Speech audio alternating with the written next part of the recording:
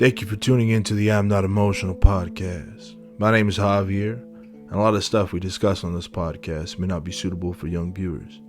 Viewer discretion is advised.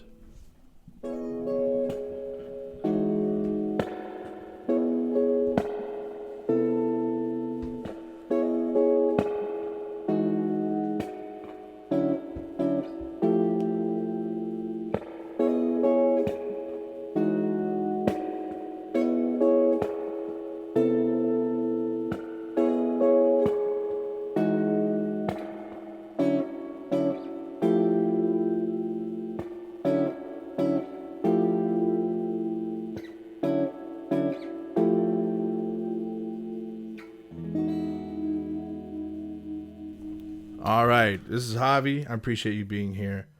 I kind of want to say a couple quick things before we get started. I kind of want to let you know that I'm grateful for your time today, listening into this podcast. I'm also just grateful for you being you. So, without further ado, we got a pretty special guest. We got the artist known as Harris coming on the podcast today. I'm very excited. I've been looking forward to this for a couple weeks now since we've set it up. Yeah. So, Harris, I appreciate you coming on, man. Yeah, dude. Thanks for having me. I haven't been on a podcast quite like this in, honestly, a long time. Yeah. So, Check it, mic a little closer. Yeah, I got you. It's a really cool thing. Podcasts are really cool. And it's such a new form of entertainment, I guess you could say. Yeah. And it's a really cool thing, man. I think you got a cool thing going here, and I love your studio. Oh, thanks, man. Yeah. Yeah, it's just, the spare bedroom, man. You got to make do what you can do, man. No, it looks better than just making do. I mean, honestly, like, I came in and just the art, for people who don't know, who aren't watching, I mean, you don't film it, right? So No. There's a lot of cool art in here. It's honestly very cool. And the fact that you have all these DVDs and books around, it's such a little nostalgic room. Very cultured. Man. I love it. Yeah, I like I kind of like try to capture an energy, You definitely have it. I mean, this is incredible. Oh, thank you. That tends to be a lot of people's favorite. That's a sketch I did for a class. I'll kind of put the picture up on, I think, the social media here pretty soon. Yeah, dude. You're actually a phenomenal artist. I mean, this is really cool, too. Oh, thanks, man. Yeah. Yeah, that was for that same project. Yeah. Yeah.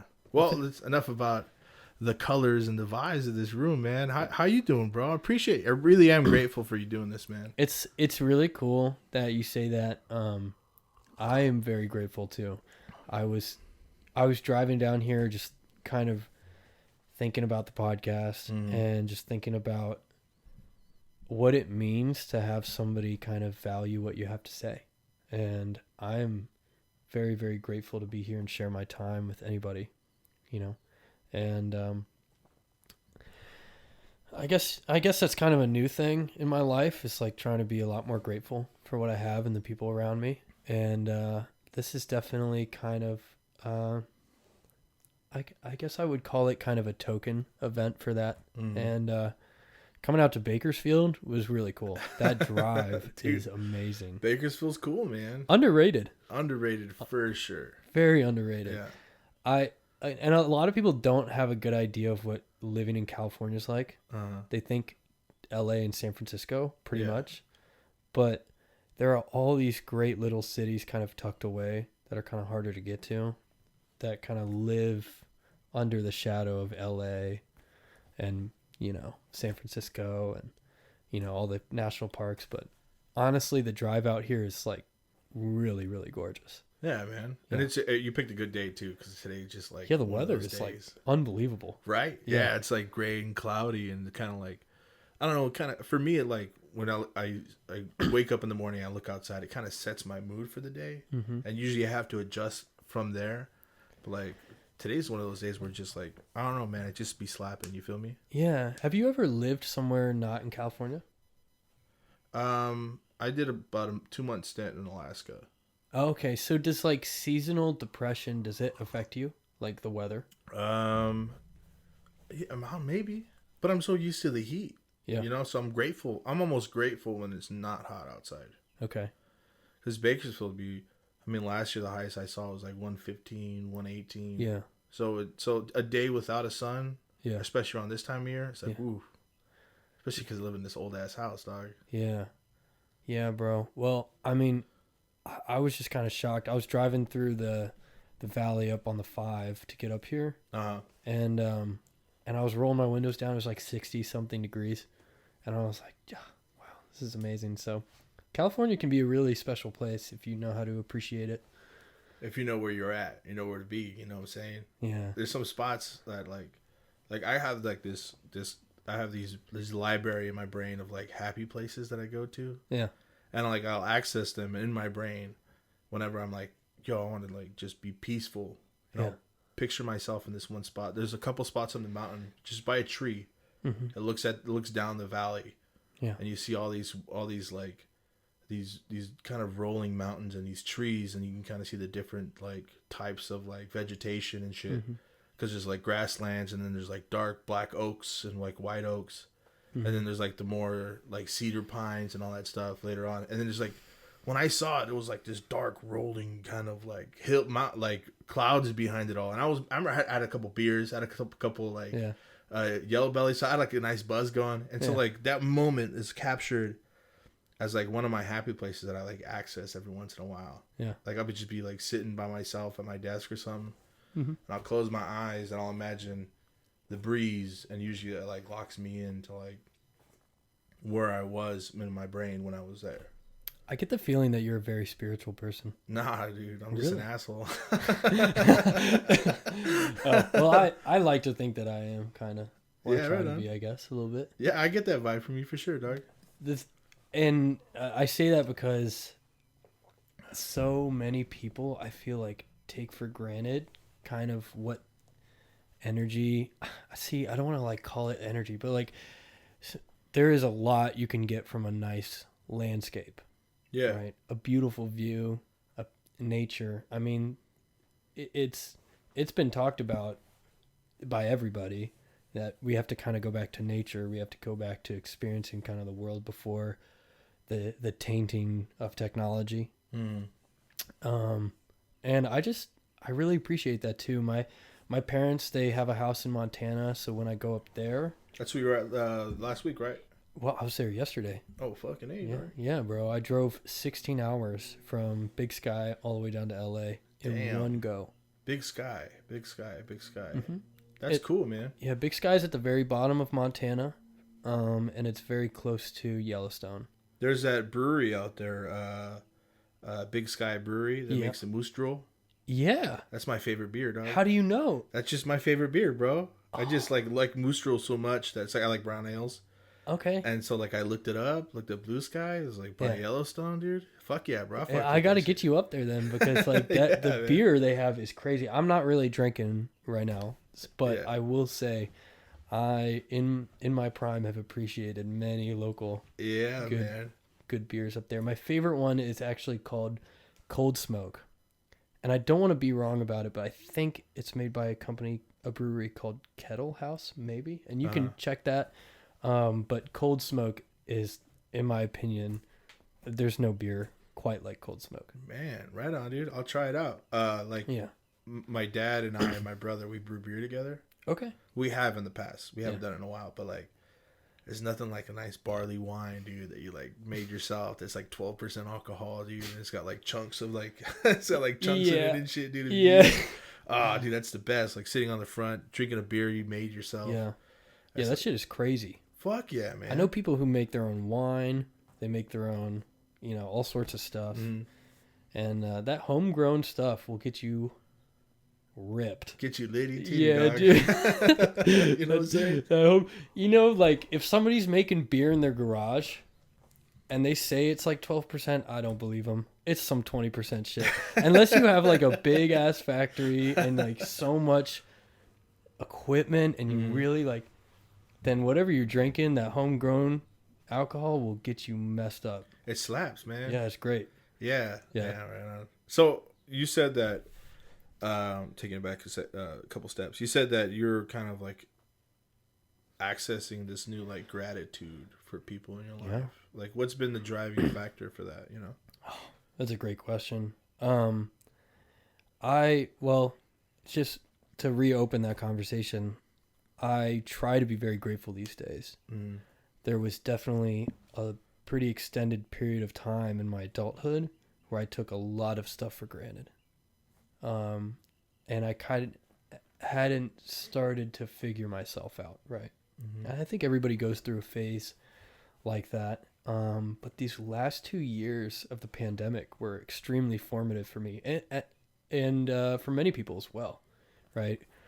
But I kind of went through these experiences in the last 2 years, and I lost some people close to me or related to me, or whether or not that it was to a health issue or we lost a relationship or something like that. And the pandemic kind of stripped a lot of superficial things that I had stuck myself to, right, for my whole life, right? Obsessions with, people, money, items, materialistic things. And one way or another, I lost a lot of that stuff. And I kind of was just forced to be just by myself. I have what I have. I have the people around me. I have my skills. I have my music. And I have other people's art. And God, I'm just like so grateful. I'm so grateful these days for everything. Like every relationship I have. And since I have been more grateful and expressed that gratitude to people, my life has been better for it. And I've gotten more opportunities. Deeper. Yeah. And I don't really look at people the same way that I used to before the pandemic. Right. And I think that there's kind of this it's hard to put words to it, but there's kind of a behavior that a lot of people adopt where when they meet people, it's like, what can I get from you? Right. Like, what can you do for me? What can you provide? And how is this person going to escalate my life in a way, which is interesting. And I definitely know a lot of people who feel that way, but now I'm kind of in this place where I'm like, every person I meet, I think of a couple things. I'm like, what can I give them? What can I provide to people? And secondly, I kind of have for lack of a better term, like a higher bullshit radar, and I can tell when people are social climbing me or, when they don't really have a friendship or a relationship or my best interest at heart or their best interest at heart, because maybe they're lost. And, so these days I try to get my social circle to be smaller, and I'm very, very grateful for those people in it. And it's just, that's all you have in life. By the end of it, you just have the people in your life that you share memories with. Yeah. You don't have anything tangible. So why be grateful for all this other shit now when at the very end of it all, it's gonna only have been about the memories you made and the connections you have. Yeah, I've always felt like, it was something that I recently kind of figured out in terms of like my philosophy with approaching life. I don't know what it was, but I heard somebody say something, or I kind of came up with it on my own, but it was like, the most important thing in my life are the bonds I build with the people I love. Yeah. Because when we're old men, dude, like if we get to be old men, yeah, it's what do we have with us? Yeah. It's memories. Mm-hmm. Who gives a fuck about like cars or like women or the drugs you did or the cool stuff you went to? Mm-hmm. Really, it's just like being who the other person needs you to be in terms of like being a helpful and giving person. Yeah. And being there for people that we love and building those bonds, building the trust, kind of like, overcoming all this bullshit, dude. Like you said, you lost some of the stuff and you lost some of those connections. I mean, they hurt, right? They hurt in the moment. They're like being torn away from you. Mm-hmm. But now, dude, that's like one of the best things that could ever happen to you, right? Man, I wouldn't change a thing. Yeah. These last 2 years in the pandemic were probably the worst years of my life in some ways, and also some of the most formative years of my life, and most important. Like, I don't think there's a version of me that would be successful or driven or accomplished down the road that I don't think that could exist without these 2 years having happened. like the pandemic started, I graduated college, and it's like it's already a weird thing to leave school, which is an infrastructure built around your life for so long, right? And not everyone's experience with school is the same, and not everybody, has the privilege to go to school or like stuff like that. Right. And that's just something I'm already grateful for. And there is something kind of undeniable about the fact, though, that school provides a structure. It places a barrier between you and real life around you for your entire life, right? You're born into it. You go to school for years and years and years, and you just build this constant relationship with education.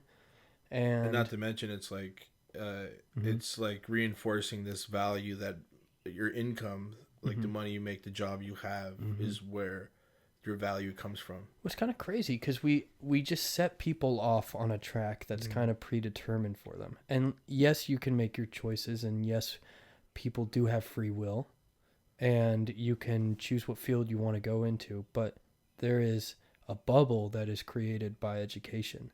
And when you pop that bubble and you're on your own out in real life, you realize, like, damn, I don't have all of this structure to hold me up.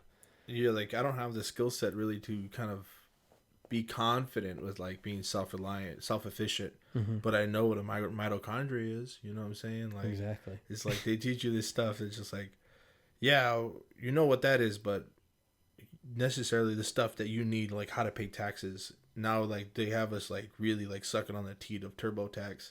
Yeah. You know what I'm saying? Because like nobody knows how to file taxes. Like I don't know that there's a form, just one form that you use to fill out taxes and shit. Yeah. Yeah, that's a crazier top. I mean, that's a really that goes deeper into just like I almost said like the kind of the culture of America, but honestly, it's a whole worldly thing. Well, I don't know. I can't speak for other countries because I've never had an education in another country. But here, they literally don't teach you about the shit you really need to learn to survive. Like, honestly, the sex education in America is kind of a shit show. Banana and condom, yeah, dog. Yeah, I know. It's like all that stuff, and then it's like, personally. And I say that from like my experience. I went to a good school growing up, and I went to good schools, and I had great friends and good teachers and parents that were willing to, really provide me a good education. But even then, like there was just not an appropriate like level of education on sex and like protection and kind of all that stuff, and then taxes and like what it means to build a financial future for yourself and kind of how to be self-sufficient. They also don't teach you some of the real world lessons that, you get like survival skills, I'd say. How to just deal with conflict, how to deal with emotions and anger.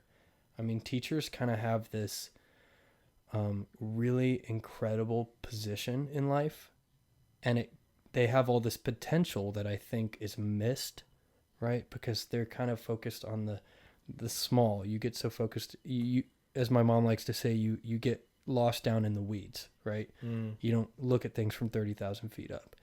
And America's educational system is not to be taken for granted. It's better than most countries, and like I definitely appreciate that.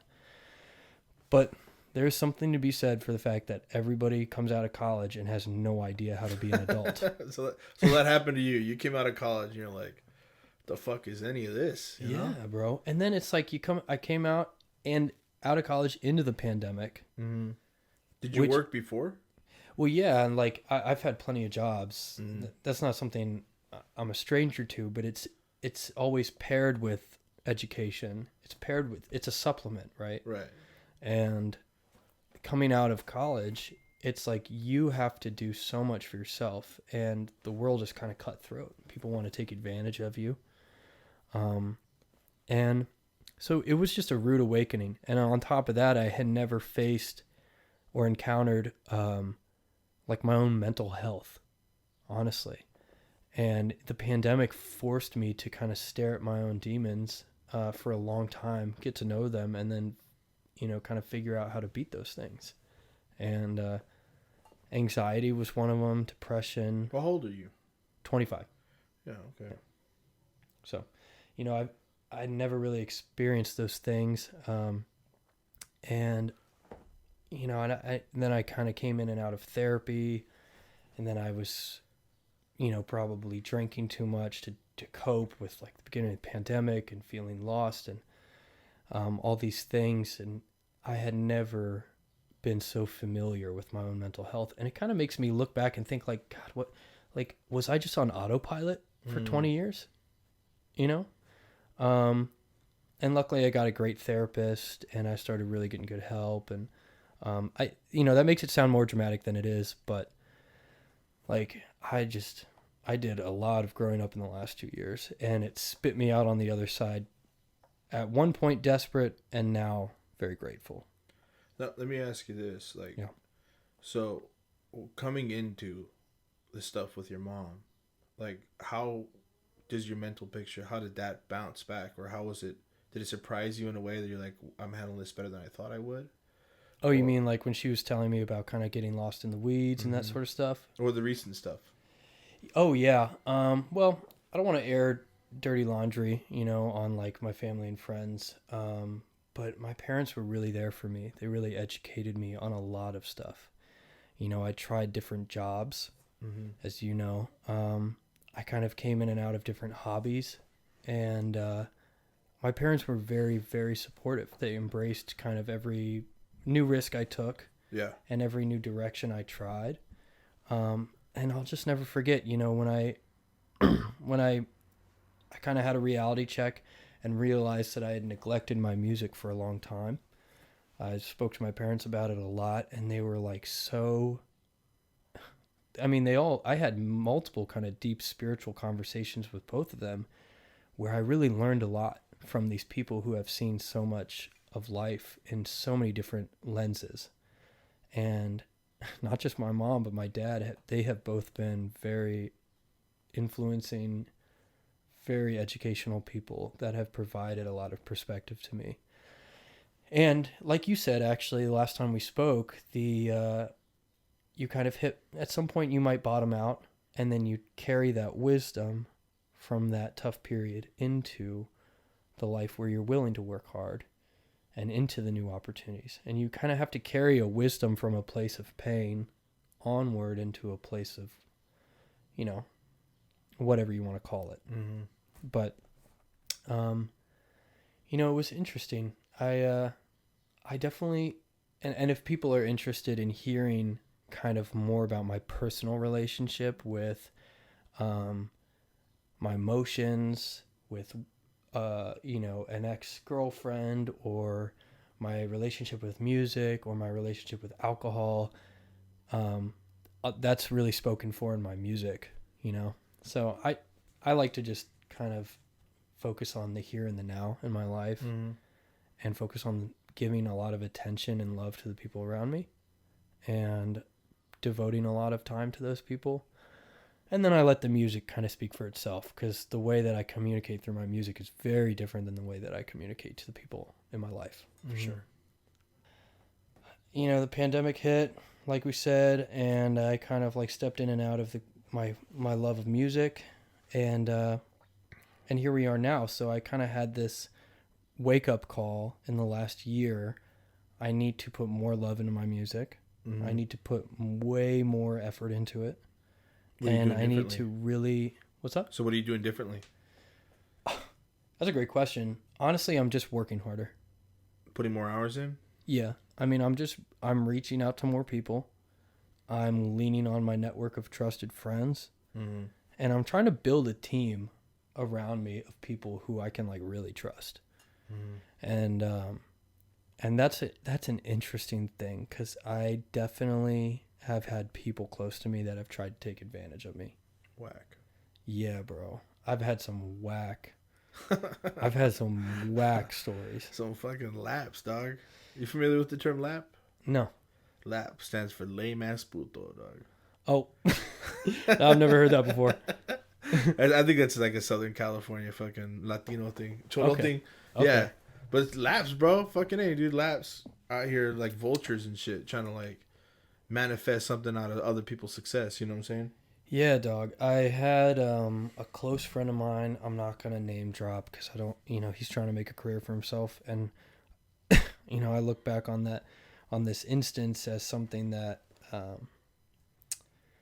don't know. I'm just giving somebody the benefit of the doubt. He's a good person, but I did have a friend who offered me a record deal. That was not it just was not the best thing for me, to put it lightly.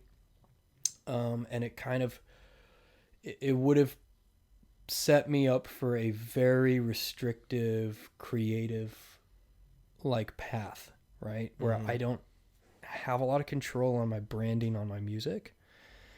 And that kind of scared me out of things. I kind of I took a big back step from just music, period, when that happened. And I was offered this contract that was just bad, and I read through it, and I gave it to a lawyer who read through it, and I had to basically put my relationship with this person on pause. And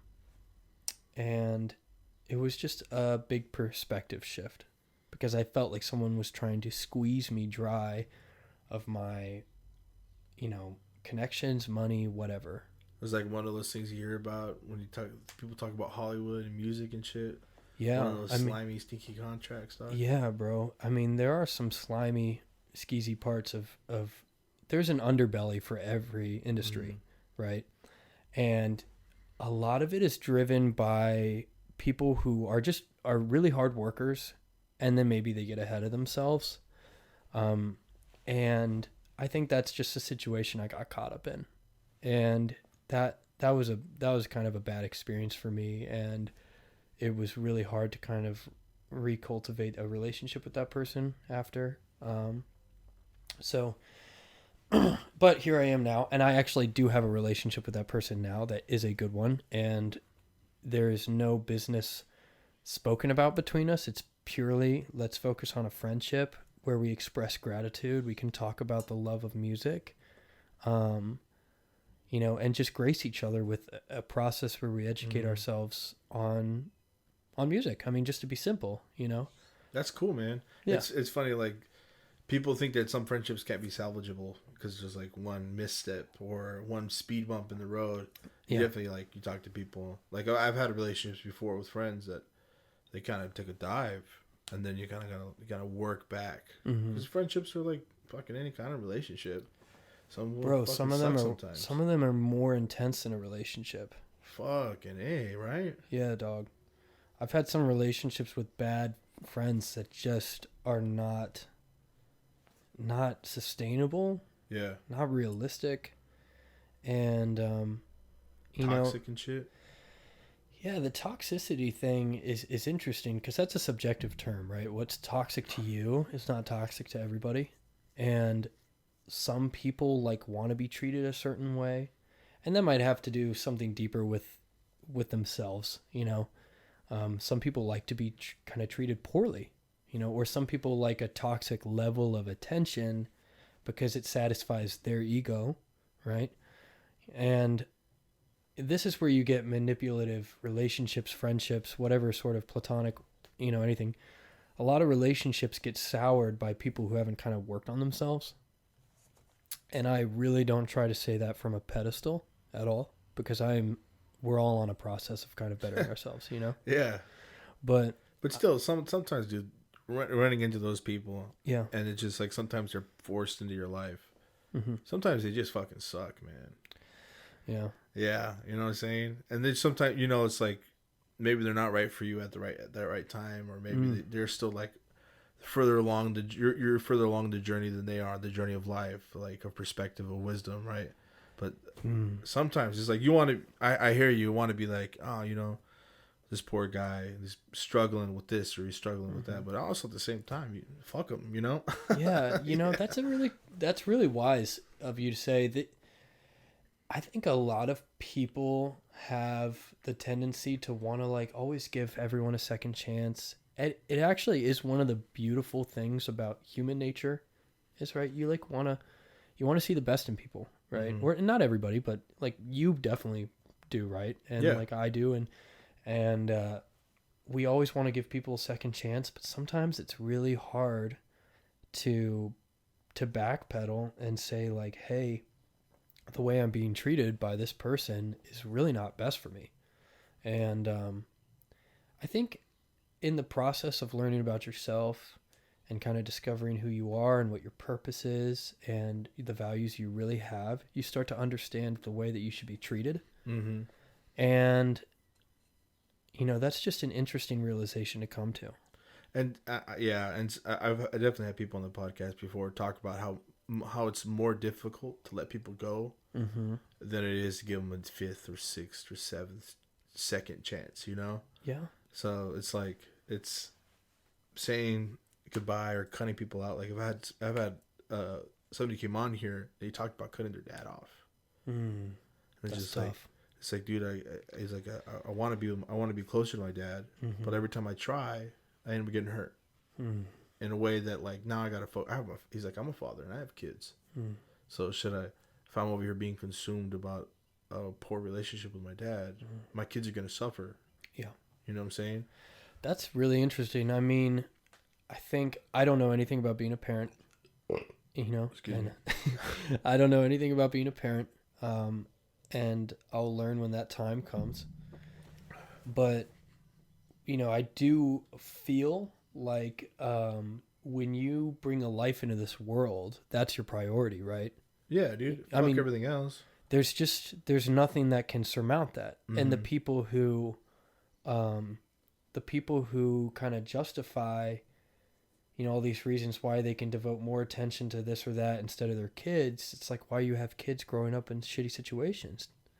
And those are the people that end up being toxic, and the people that didn't have the connection that they needed with their parents to begin with. Yeah, dog. And I mean, this is an interesting, like, it's just an interesting reality about human life. Is that everyone has a different relationship with whoever raised them, parents, not parents, whatever you have, and it totally spins you off in a direction for your life, and you gotta either catch yourself and figure it out, or succumb to it.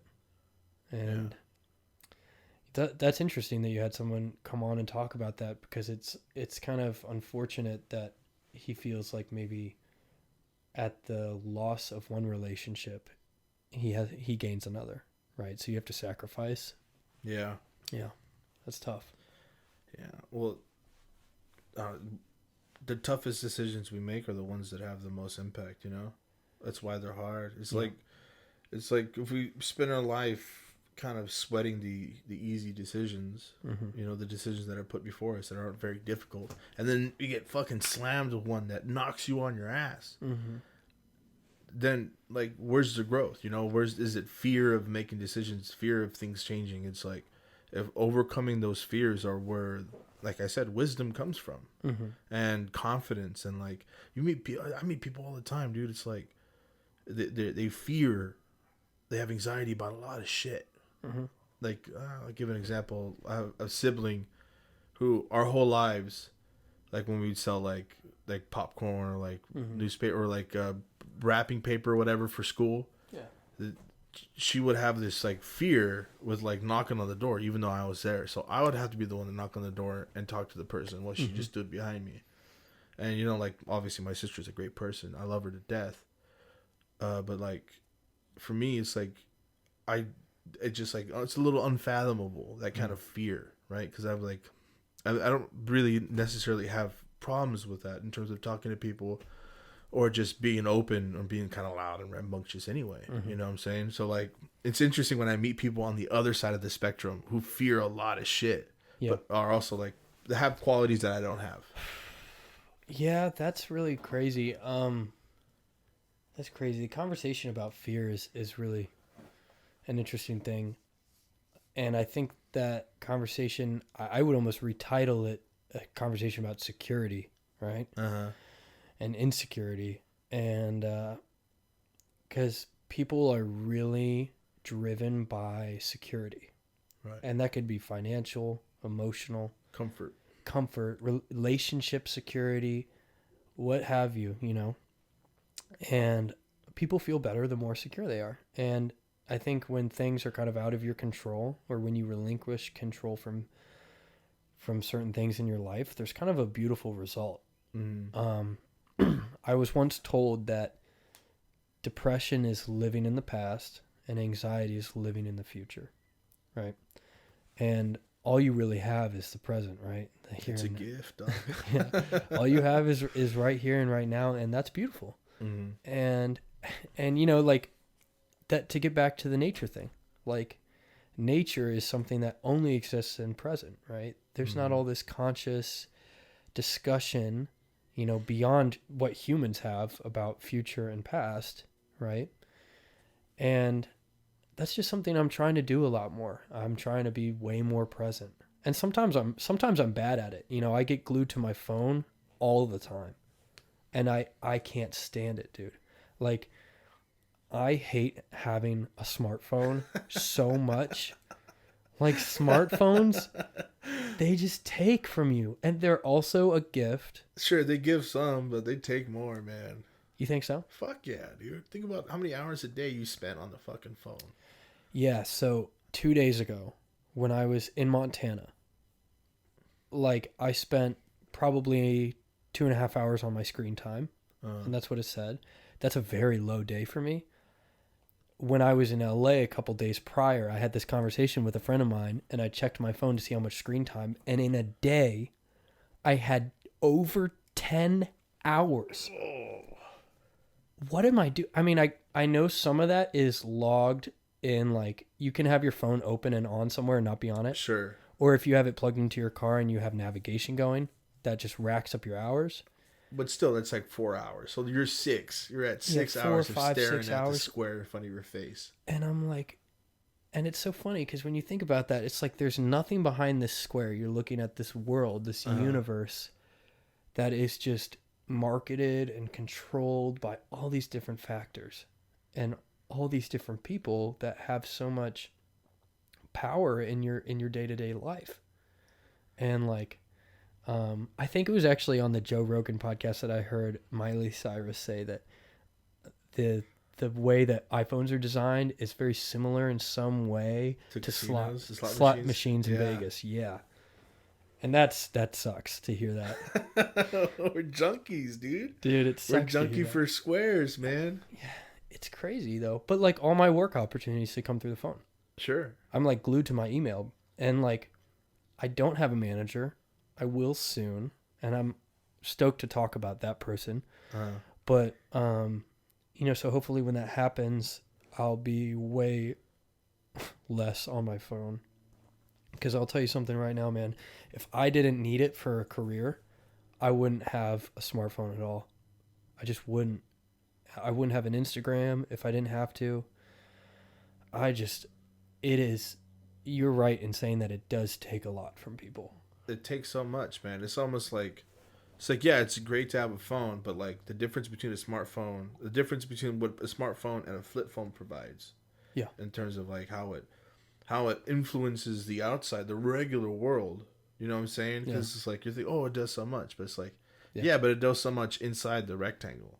In terms of like your Instagram, your followers, your fucking Facebook, your Snapchat, dude. Like, of course, like it's better for getting laid, right? For sure, it helps getting laid. But like, in terms of like mental health and shit, dude, I think it's like one of the worst things in the world, man. It is. There is a ton of research out there on the relationship between the uptick in technology correlating to a very similar curve in depression, an uptick in depression amongst just particularly adolescent males and females, young people. And it is just insane to me how much of an effect on people's mental health. Well, it's actually not insane. I shouldn't say it's insane. Like, it's very believable, in fact. It makes a fucking ton of sense. It makes a ton of sense. But, like, and it's a constant comparison. And it just drives people's insecurities through the roof because they are comparing themselves to what other people have. And it's like, you know, you see, you know, one of the Kardashians, 300 million followers or something, you know, something just wild like that. And it's like, so many people are just comparing themselves to standards like that. And it's so unrealistic. I heard what's the opposite of contentment? It's not depression. It's comparison. Interesting. Because contentment is supposed to be with peace with self, but once you start comparing yourself to other people, like that's gone. It can't exist.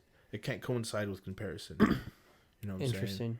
It's like peace is in not reflection. Peace is in the absence of reflection. Almost like peace is in darkness. Peace is not in light.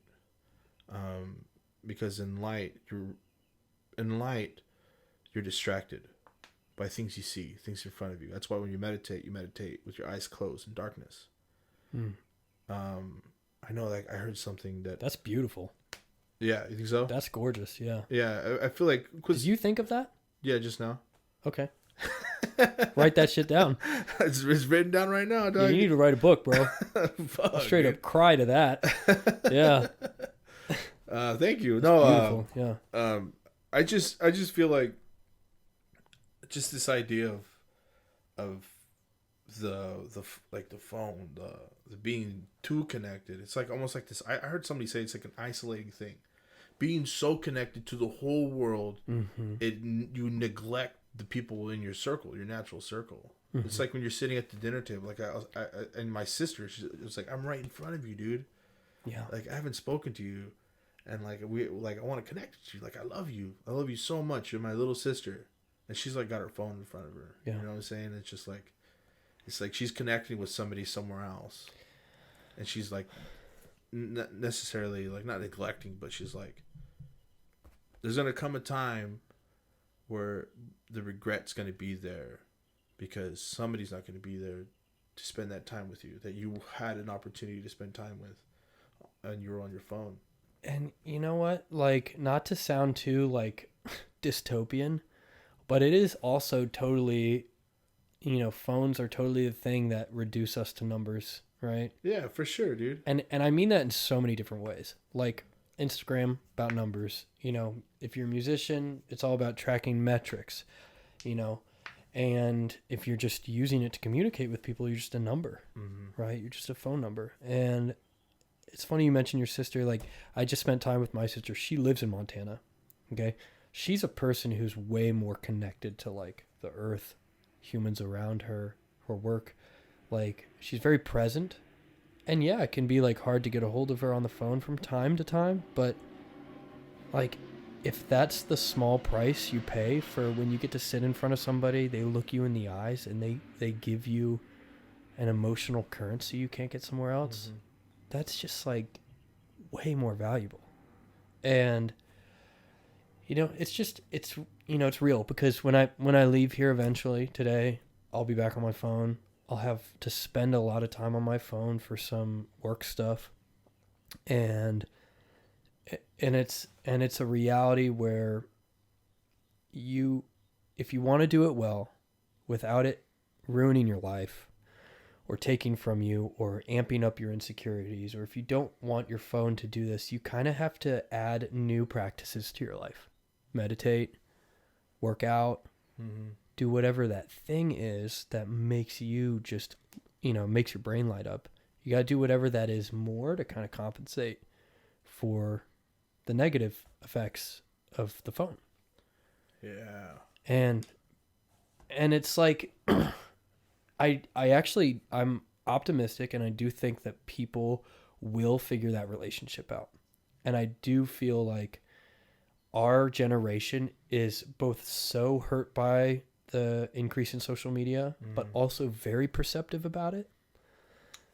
Yeah, I feel like that's kind of our generation. I feel like we're more perceptive about it, more so than like people Than the younger ones? Than the younger ones, Yeah. because we know what it's like to not have phones. Right, because you and I grew up right before it happened. Yeah, like I remember I had a little flip phone, and my junior year in high school. I didn't get a smartphone until I was like 19.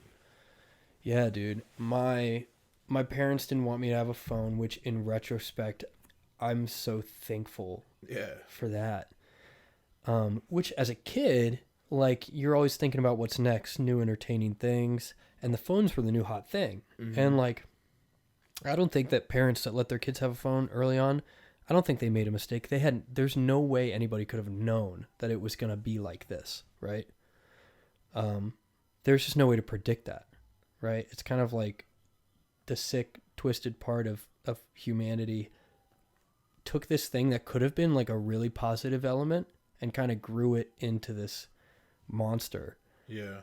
And there's a lot to be said about the fact that what's cool now is to be mean, is to have something critical to say, you know?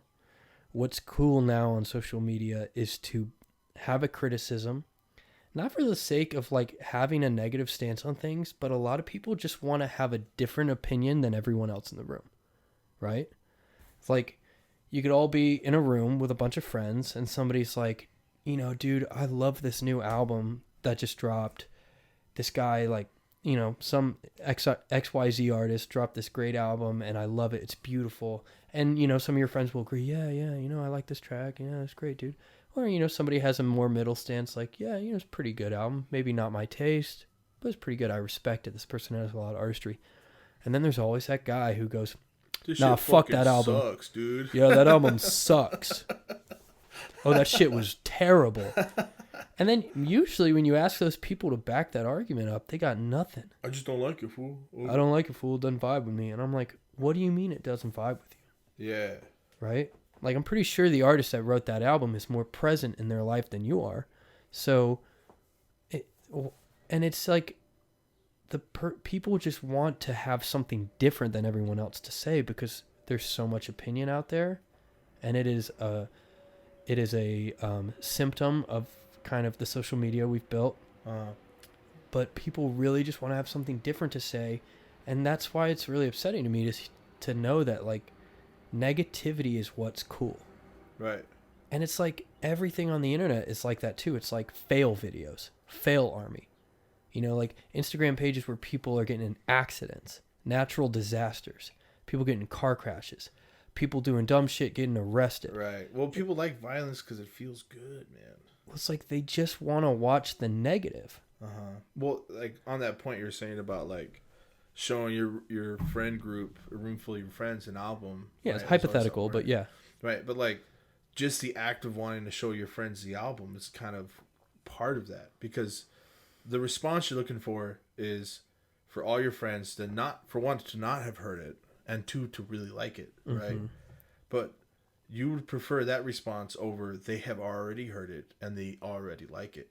Yeah. You want, because it's just like, it feeds in that little bit of yourself. You want to be the one, the outsider, the trendsetter among the friend group. You know, which is great for friend groups because you're all always driving each other. But the fact that the exercise of showing them something, because you're trying to elicit a kind of response. Yeah, it's feeding into that ego as well. Yeah, well, feeding the ego is a big thing, and like people just don't know how to swallow their ego and pride anymore, and like I said earlier, again, I'm not trying to speak from a pedestal because, dude, there are days when I don't have my shit together, and you know, and I mean, I'm much better off than I was, but the thing is, like, it's just not cool to be nice anymore. It's not cool to be wise. It's not cool to be positive and optimistic.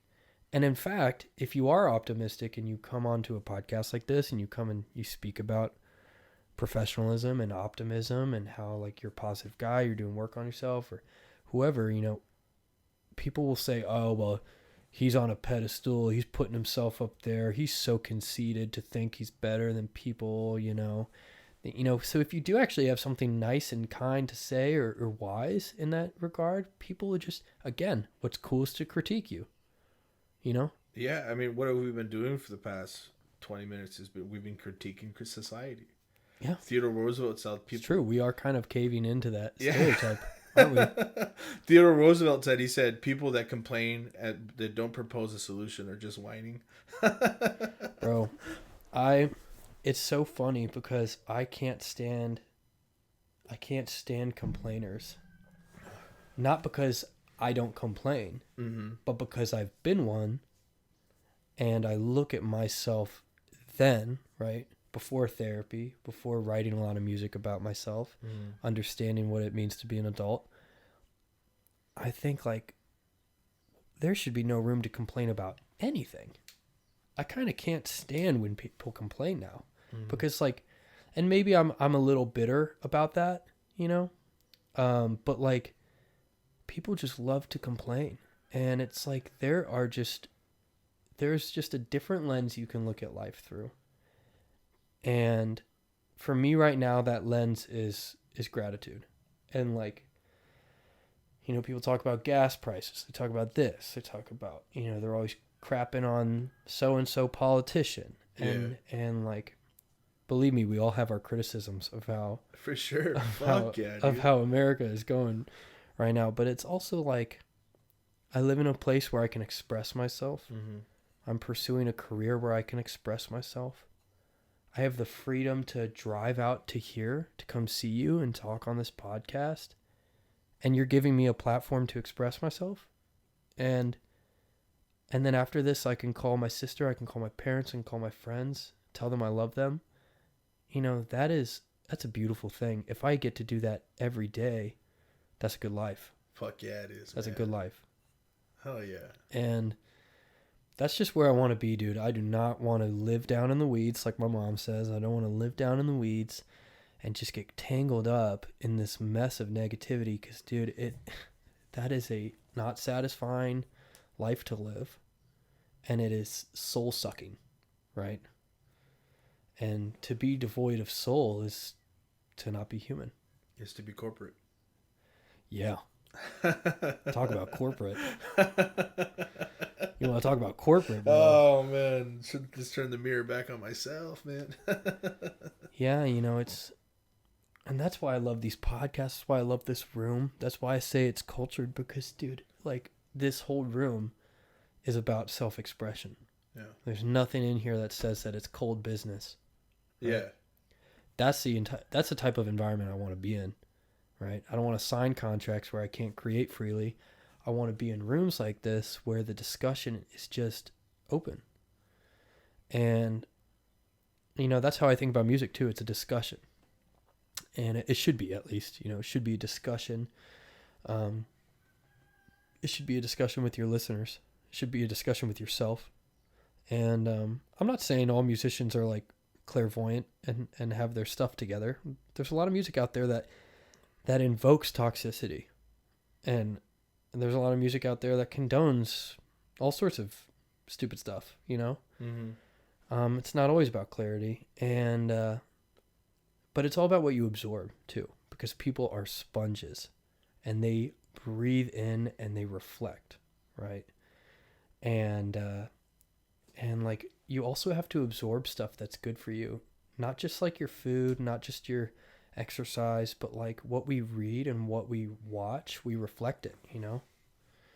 And yeah, so that's just where I'm at right now, dude. Right on, dude. Thanks for having me, by the way. Fuck yeah, bro. And this, you on any time. And this coffee is delicious. Yeah? Yeah, I'm glad I trusted your choice. It's a local brew coffee, man. It's very good. Bakersfield. Oh. Yosemite. Man. It's a Yosemite mug. Yeah, dude. Very cool. National parks. They were established by Roosevelt, right? Yeah. Yeah. I quoted him earlier, dog. So, I mean, you know, so anyways, like, to get back to your thing, I mean, this is just kind of like, I want to be grateful. I want to be grateful. I'm grateful for this moment, dude, because that's all we ever have. Right now, dude. Right just here. Right now, right here. Was that Ram Dass? Just be right here, right now, baby. Yeah. Yeah. Yeah, I brought my hippie sandals, by the way, so that's why I'm all extra spiritual today. Are those the special socks you wear just with those sandals? You know, okay, so my parents gave me these socks, and they're tie-dye, and I actually, they came in matching sets, but I can't find the, like, left or right to either of them. It's better that way. I kind of agree with you. I have, like, this, like, warm tone tie-dye on my right foot, and then, like, cool tone tie-dye on my left foot. Right on, man. Yeah. So, let me ask you this. So have you've been obviously writing music forever, right? Not forever. Well, yeah. I think I wrote my first... my first song I ever wrote sucked. They're supposed to, right? I mean, it's supposed to. First song I ever wrote sucked. I wrote it on an airplane. It's funny, actually. My parents they'll listen to this, and they'll never have heard this story. I actually don't remember where I was going, but I had a notebook on me and I was traveling somewhere. And it was probably early high school. And I wrote my first song on a plane. And dude, it was so bad.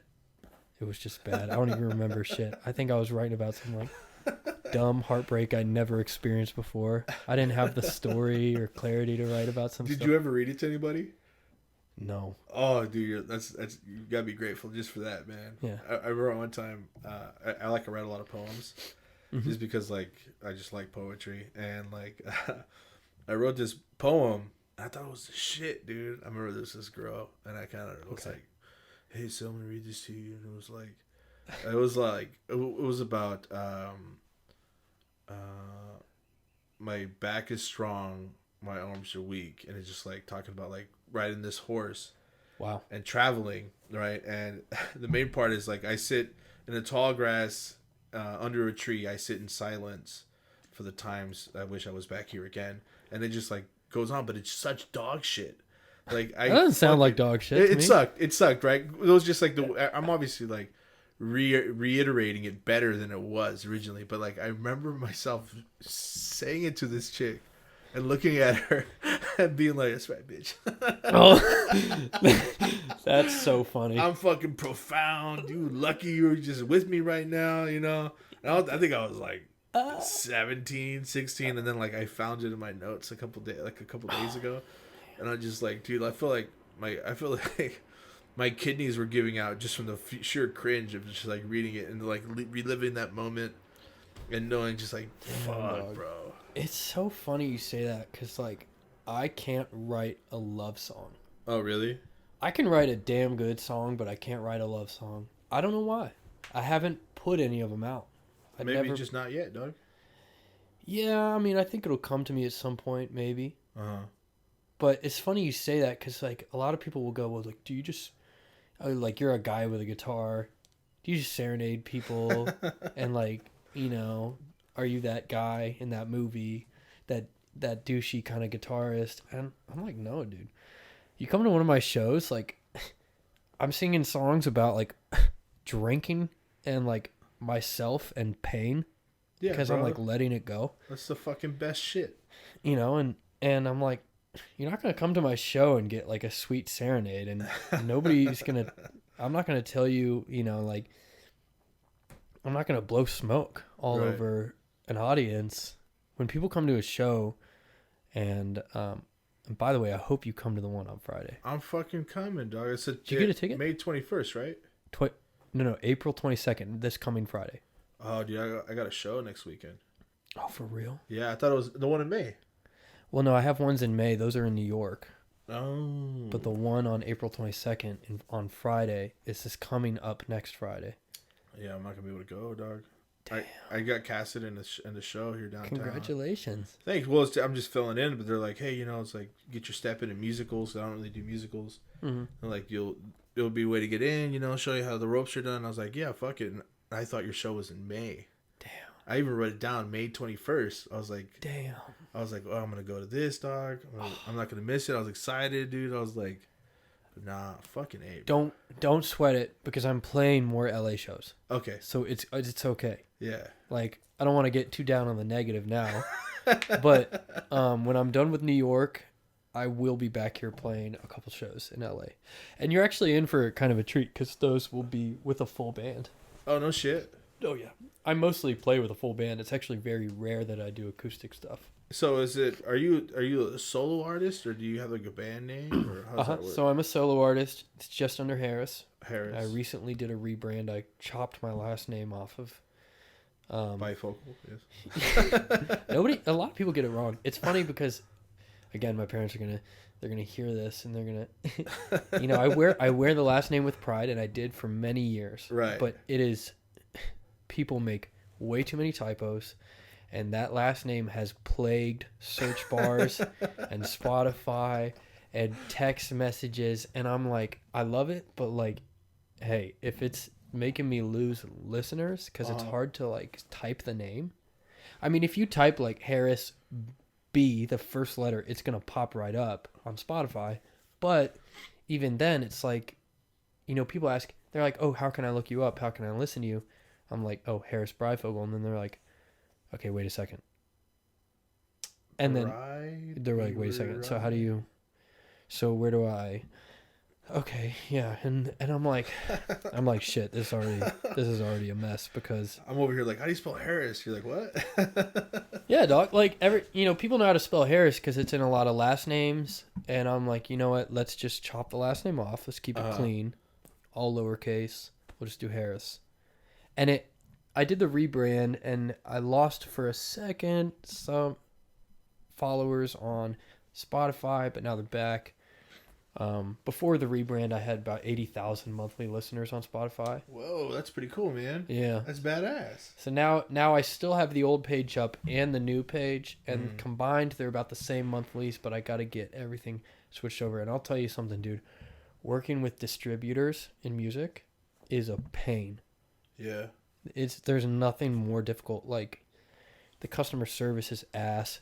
Like, unless you have a record deal, right, you have to deal with these like homegrown distributors. And companies like TuneCore, CD Baby, DistroKid. I mean, those are kind of like the three ones for the ones that you can like easily submit music online. Right. And I was using one of those distros. I don't want to like slam them, on here, but like I was using one of those companies, and it was very hard to get a hold of customer service. It was very, very difficult to change the name. They made some mistakes. They dropped the music. It wasn't on my platforms for a couple days. It was a big kind of PR nightmare. And anyways, now it's been rectified, and I am going to start distributing with a label soon. So I hopefully will not have to deal with that anymore. So we'll see. Cool, man. Yeah. That's exciting. Yeah. I'm excited. Bro, I'm just ecstatic for you, dog. Thanks, bro. Yeah, dude. I'm excited to see the things you do with your life. You feel me? Yeah, man. Things have gotten good since I quit that job. Yeah. I mean, just to put it blunt, I started listening to my soul more because life is too short to not listen to your soul. Right on, man. And I just started using that internal compass, dude. That's what you're given. That's all you have. And I started just focusing a lot more on my music, and it is really paying off. And I'm still very much so at the humble beginnings, early stages of a small career so far. It will change, and I will be successful at this, but you know what? I'm riding this wave every step of the way. I'm very grateful. Right on, dog. Yeah, bro. So, can you talk about you played on that album? Yeah. About for that artist? Yeah. No. Okay. Well, can you say that you? Yeah. So I've somebody's album. That yeah. You played So on. I mean, I've been able to record some guitar for like some cool people that I really love, but it's actually funny because I don't talk about much about that stuff because it kind of takes away from my own artist project. Right.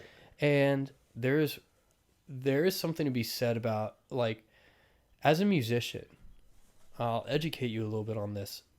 If you're a solo artist, you still need some income. You need money. Right. You need to stay busier. Sometimes just a solo career isn't enough, so you got to play for artists and do session work. We call that session work. So you do session guitar work for artists so that, you get paid like an hourly then, or, whatever the agreement is. And that's a really good source of money. I don't do it too much right now because I'm actually very focused on my own thing. And, but I am working on a new album for myself. It's called Shapeshifter. Okay. Pretty sick. That is a sick name, dog. Yeah. And is it an LP? So it'll actually be a full album because, well, in terms of the amount of tracks that I have available for it, I have like 15 songs that I could use. And it's just a big cutting down process, trying to like get your discography to be leaner. You want to cut out kind of the music that you don't think is going to stick. And there's no way to know that, by the way. Like, an artist's favorite song is the most unsuspecting song on like the album. People always like some other shit. Right. And it's called releasing music for a reason, right? When you release music, you are relinquishing your control and ownership of it.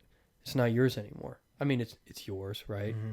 On paper. Right. But you are giving your music to other people, right? So I think the word release is kind of overlooked. It's kind of a spiritual process for me, you know? I've lived with a collection of music for a long time, and then once I'm finally ready to let it go for everybody else, that's the release, right? And so right now I'm in the process of kind of cutting that down. And in retrospect, I'm glad I didn't release it yet, because I am looking to distribute with a new company, a new label, that will be much better for me to release my music through. So I'm glad I've kind of been patient with it. But yeah, so that's what I'm working on now, and yeah. That's cool, man. When is you gonna have like a release date for the album? Well, I've done 2 songs off the album. They've been released already. Liquid Courage and Shapeshifter. They're both out, and they're both off the new album of stuff. I don't have a fully solid like plan yet on the release, because I'm getting some new opportunities now that are kind of changing the timeline of the summer for me. And also some artists I might get to collab with, and some producers I might get to collab with, that could really give me a lot of new content that I might want to put out before the album, right? I kind of want to do some new stuff before the album comes out, right? Just to keep it fresh. But yeah, I definitely got to finish up the small tour I'm going on and do all that first. And then, yeah, we'll go from there. Very cool, man. Yeah, dude. I'm very excited, bro. Yeah. You brought your guitar. Will you be playing some songs for us, dog? Yeah, you want me to play one? I would fucking love it, dog. You want me to play one right now? Sure. If you're okay with it. Yeah, well, what's the flavor? What are you looking for? Because there's like, I can play a couple different styles, you know? I can play something a little more singer-songwriter, a little more country, a little more blues, a little more R&B. Could you play one of the songs you released? One of the ones I released? Yeah. Yeah. Let me see here. Let me get comfy. This is kind of a, it's not like, it's kind of an awkward position, but it's also kind of a nice position to be in. All right, let's see here. I might sing terribly. I have had a lung infection for 2 weeks, dude. Gross, dude. Yeah, I got a cold, not COVID. I got like... A lung infection. That's like fucking pneumonia, right? Well, I basically was coughing a lot, and then I went to an urgent care. Well, I went to a hospital. They took some images of my chest. I put me on antibiotics. Nothing too crazy, but yeah, I mean, I've been kind of dealing with that lately, so I haven't sung yet for a while.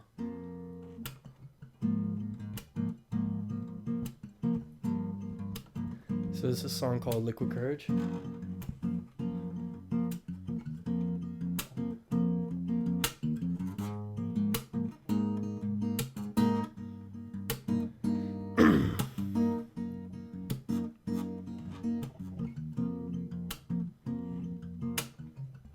I've been in a low, yeah, I've been in a low. And I've been drinking alone, never mind. Oh, misery comes corked, and I'll take it neat. Cause I'm gonna go for that sound. I wanna find Nirvana without the vodka. I wanna know euphoria. I wanna find the laughter that I'm chasing after. I wanna know euphoria. But can I get a little courage? Sometime to slow my hurries. And how about a name that's more important? Or a face that's more important?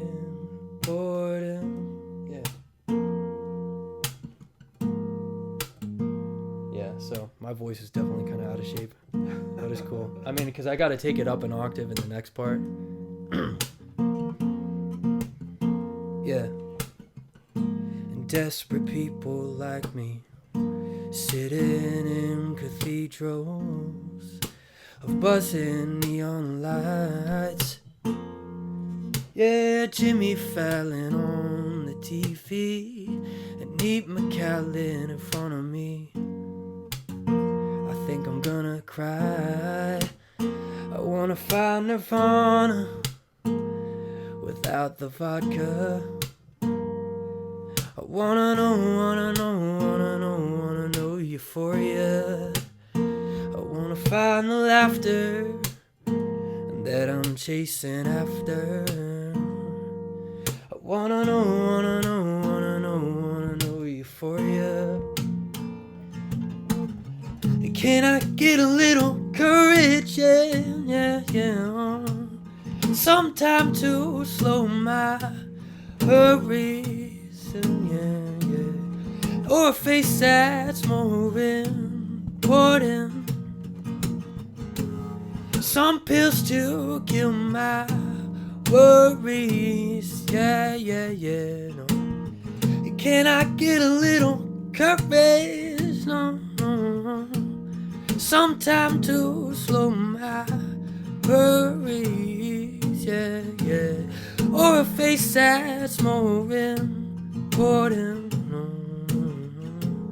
Some pills to kill my worries, yeah.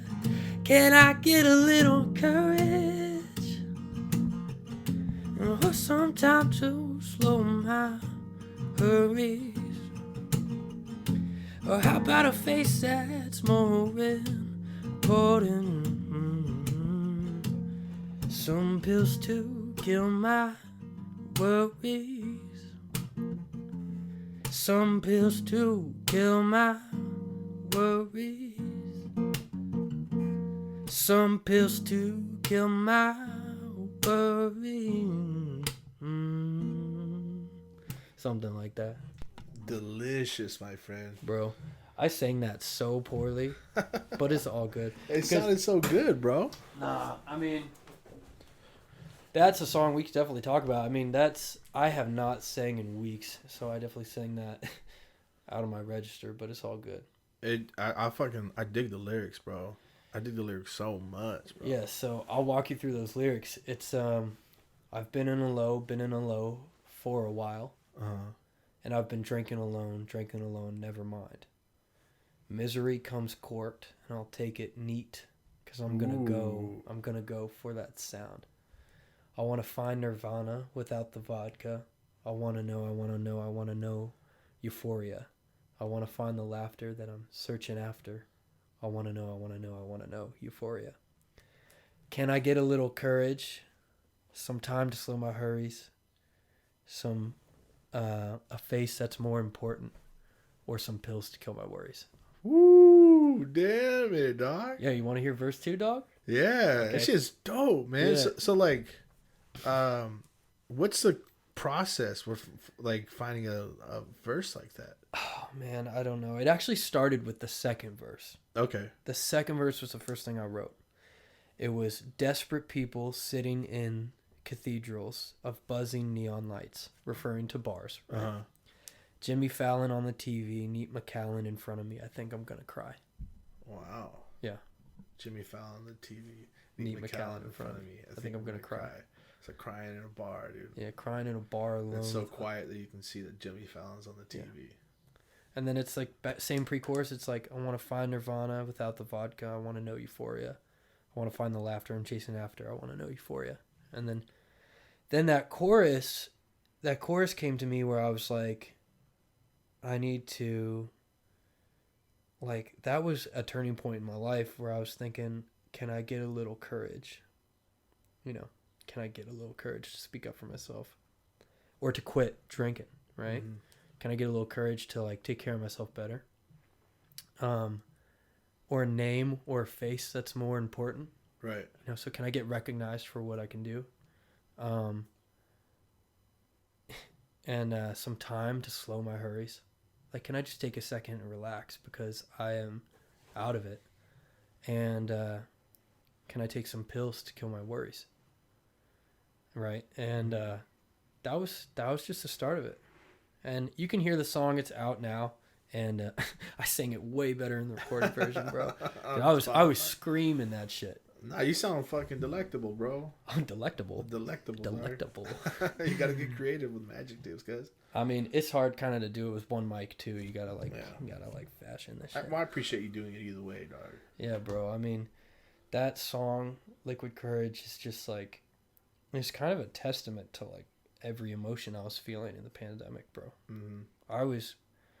I was drinking too much. It's a dark place, and you know, I was initially afraid of saying something like that on here because it'll live in perpetuity forever. But it's like, who am I kidding? It's in my music. Anyways. Truth is truth, dog.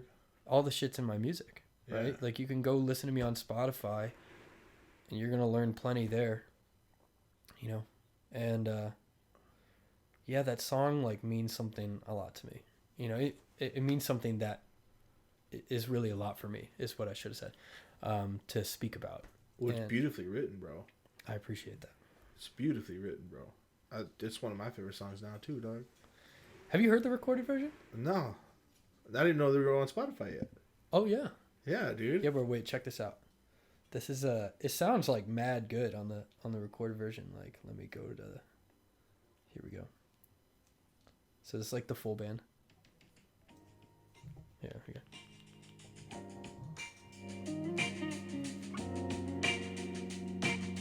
Wow. Yeah. I'll kind of walk you through a song, and I'll tell you about my band as well. Okay. This is the first verse, right? Been in a low for a while, and I've been drinking alone, never mind. Misery comes corked, and I'll take it neat. We'll just go through the first chorus. We don't have to go through the Cause whole I'm thing. gonna go for that sound. I wanna find Nirvana without the vodka. I wanna know euphoria. I wanna find the laughter that I'm chasing after. And then check out the chorus. We slow down by like 20 BPM. It's pretty cool. And then it's slow right here. Can I get a little courage? Ooh. Yeah, you know? Sometime to slow my hurries. Uh-huh.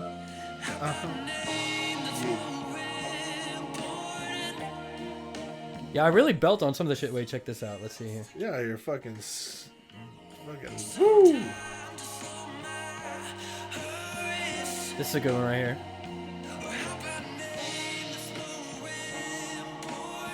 Oh, GK. I think it's the next part.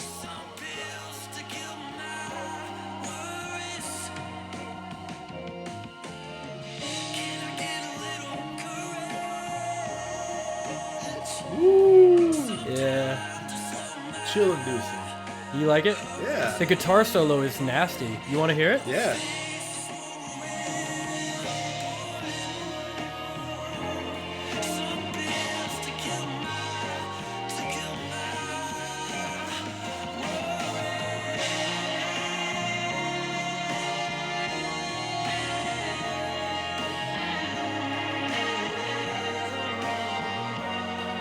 Guitar solo right here, you know? Is that you? Yeah. Heck yeah, dog.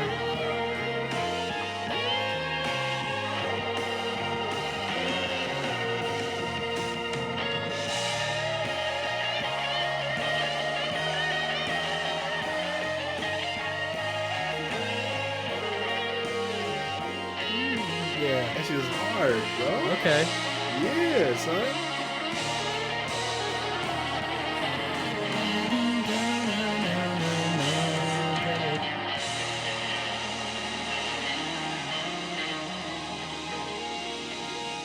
Yeah, bro. Dude, that's sick, bro. Yeah, dog. Thank you for letting me play that on here. Fuck yeah, bro. Anytime, dog. So, like, you hear the difference, so, like, that's the full band, right? Right. And the full band has, like, a blues, gospel influence. Mm-hmm. Very different, you know? And, I like the acoustic version, too. yeah. I appreciate that, bro. Yeah. So where are you gonna be at this Friday coming up, the 21st? Hotel Cafe. Hotel Cafe. Yeah. Can the people buy tickets on your Instagram or? Yeah. So my Instagram, Harris_Breyfogle. In my bio, there's a ticket link. Mm. You can also go to harrisbreyfogle.com, go to the tour page, and you can go down to all my shows are listed there. You can also just go to hotelcafe.com, go to the April 22nd event. You'll see me pop right up right there. You can Google Harris Hotel Cafe. It'll pop up. Harris Hotel Cafe. Heck yeah, dude. Yeah, bro. Whatever. What's that thing you're doing I thought it was really interesting where you can get like a cover of a song? Oh, that's not so that's not a cover. That's a record label in New York called Least of All Records. They invited me out to Brooklyn to do kind of a showcase event where they promote my music for me before I come to the event. And they put me on their website where a person can log in, purchase a particular song that I already have released. Okay. Right? And then they can request one of those songs, and I'll play it for that person. I can leave them a message, and it'll get cut to a 1-of-1 vinyl record. That's cool. That cannot be reproduced, or mass produced.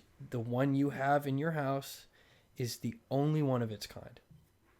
And I will write a message to listeners or or fans or whatever, and record a song for them, directly cut live onto a vinyl, and they'll have that forever. Dude, I want one, dude. You want one, dog? Yeah, dude. Where do I get it? So actually you can look it up if you want, or after this I can give you the information. That's also on my Instagram.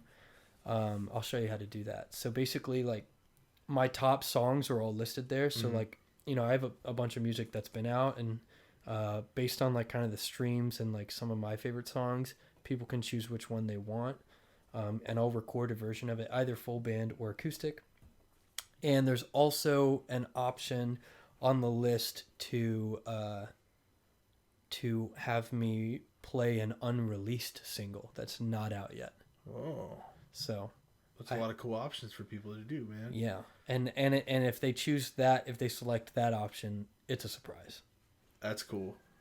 Yeah, I have some really cool unreleased music, and some of it's acoustic, so some of it's more suitable. I wish I almost played you one of the things that was like not released already. Right on, man. But it's all good. Yeah, dude, do whatever you think. Whatever sounds cool, man. I'll take one. Yeah, man. So I mean, I can also, that song is one of the options. The one we did, Liquid Courage, Shapeshifter's an option. There's some country shit too. I wrote this one country joint I love. Yeah? Yeah. I fucking love country music, dog. Yeah? Fuck yeah, dude. Who's your favorite? I'd say like Tyler Childers, Sturgill Simpson. Okay. I like, what's the other one? Coulter Wall. Okay. Yeah. Oh, you got good taste. Yeah, dog. I don't fuck around, son. Yeah, you got good taste. Okay. What else do you like? I'd like St. Paul and the Apostolites. Who else? I like Sting. Sting did some shit with Shaggy. Bro, don't even get me started on Sting. I love that guy. He's cool as fuck, right? He's a freaking beast. He's a legend. Yeah. Talk about a storyteller. Mm-hmm. I like that Card song. Yeah. Do you like Fields of Gold? Yeah. Yeah. Yeah, dude. Yeah, dog. And have you seen his TED Talk? No, I didn't know he had a TED Talk. Yeah, he's got this TED Talk out where he does like really old school like folk storytelling with an acoustic guitar. It's actually a very I don't want to be wrong. It's not a Scottish or Irish folktale. It's something like, it's one of those old kind of United Kingdom culture. I don't remember if it's Irish or Scottish, and I'm just gonna be embarrassed, with me being wrong, whatever. But like, he tells it a lot of old folk tales about shipping yards and working on the docks, and it's like very, very cool. Very cool. That's like my favorite kind of music, is that storytelling folk kind of shit. Yeah. Like, you heard of Billy Strings? Yeah. Yeah, dude. Dust in a Baggie. Like, I like shit like that, dude. Yeah. Like this, like have you heard the new Sturgill Simpson album, which is Juanita and Dude? I have not heard it. I got it on vinyl, bro. It's one of my favorite things I've listened to. Crazy. It's like it's a concept album, right? It's like the whole album, one story. Oh, gotcha. He's talking about this guy named Dude, right? And Yeah. Dude and Juanita is his love of his life, and then like in the first couple songs, they talk about how he was like a ranger in like the military, whatever it was, and he's like a sharpshooter, and then some guy comes and shoots him. Oh. Takes his wife and some of his horses. So like the rest of the album is him hunting this guy down. Oh my God. Yeah, with his horse or his mule and his dog. And this is a true story? No, it's just a Sturgill Simpson album. Oh, so right, yeah. So he's wrote a fiction story. Yeah, dude. That's crazy. And it's just like with stuff like that, you almost have to like turn off the lights, put the headphones in, right? Listen to the album from start to finish, like laying down with your eyes closed. Yeah. So that way you can like absorb the whole story. I love storytelling like that. There's so many great artists that wrote these albums that, you're talking artists that have no listeners to people who are like massive. Right. The whole storytelling thing is like kind of gone, right? Because the life of, I should say, like, how do I want to phrase this? The new method of streaming. Mm-hmm. And also the shuffle button. Yeah. Fucked up albums. Yeah. Streaming and being able to shuffle, because now it's all about playlists. It's all about vibes. You want to listen to something that fits the vibe. People aren't listening to albums top to bottom anymore. No. And it's upsetting because it's shaping. Artists are changing with that, and I wish they didn't so much. And some artists aren't.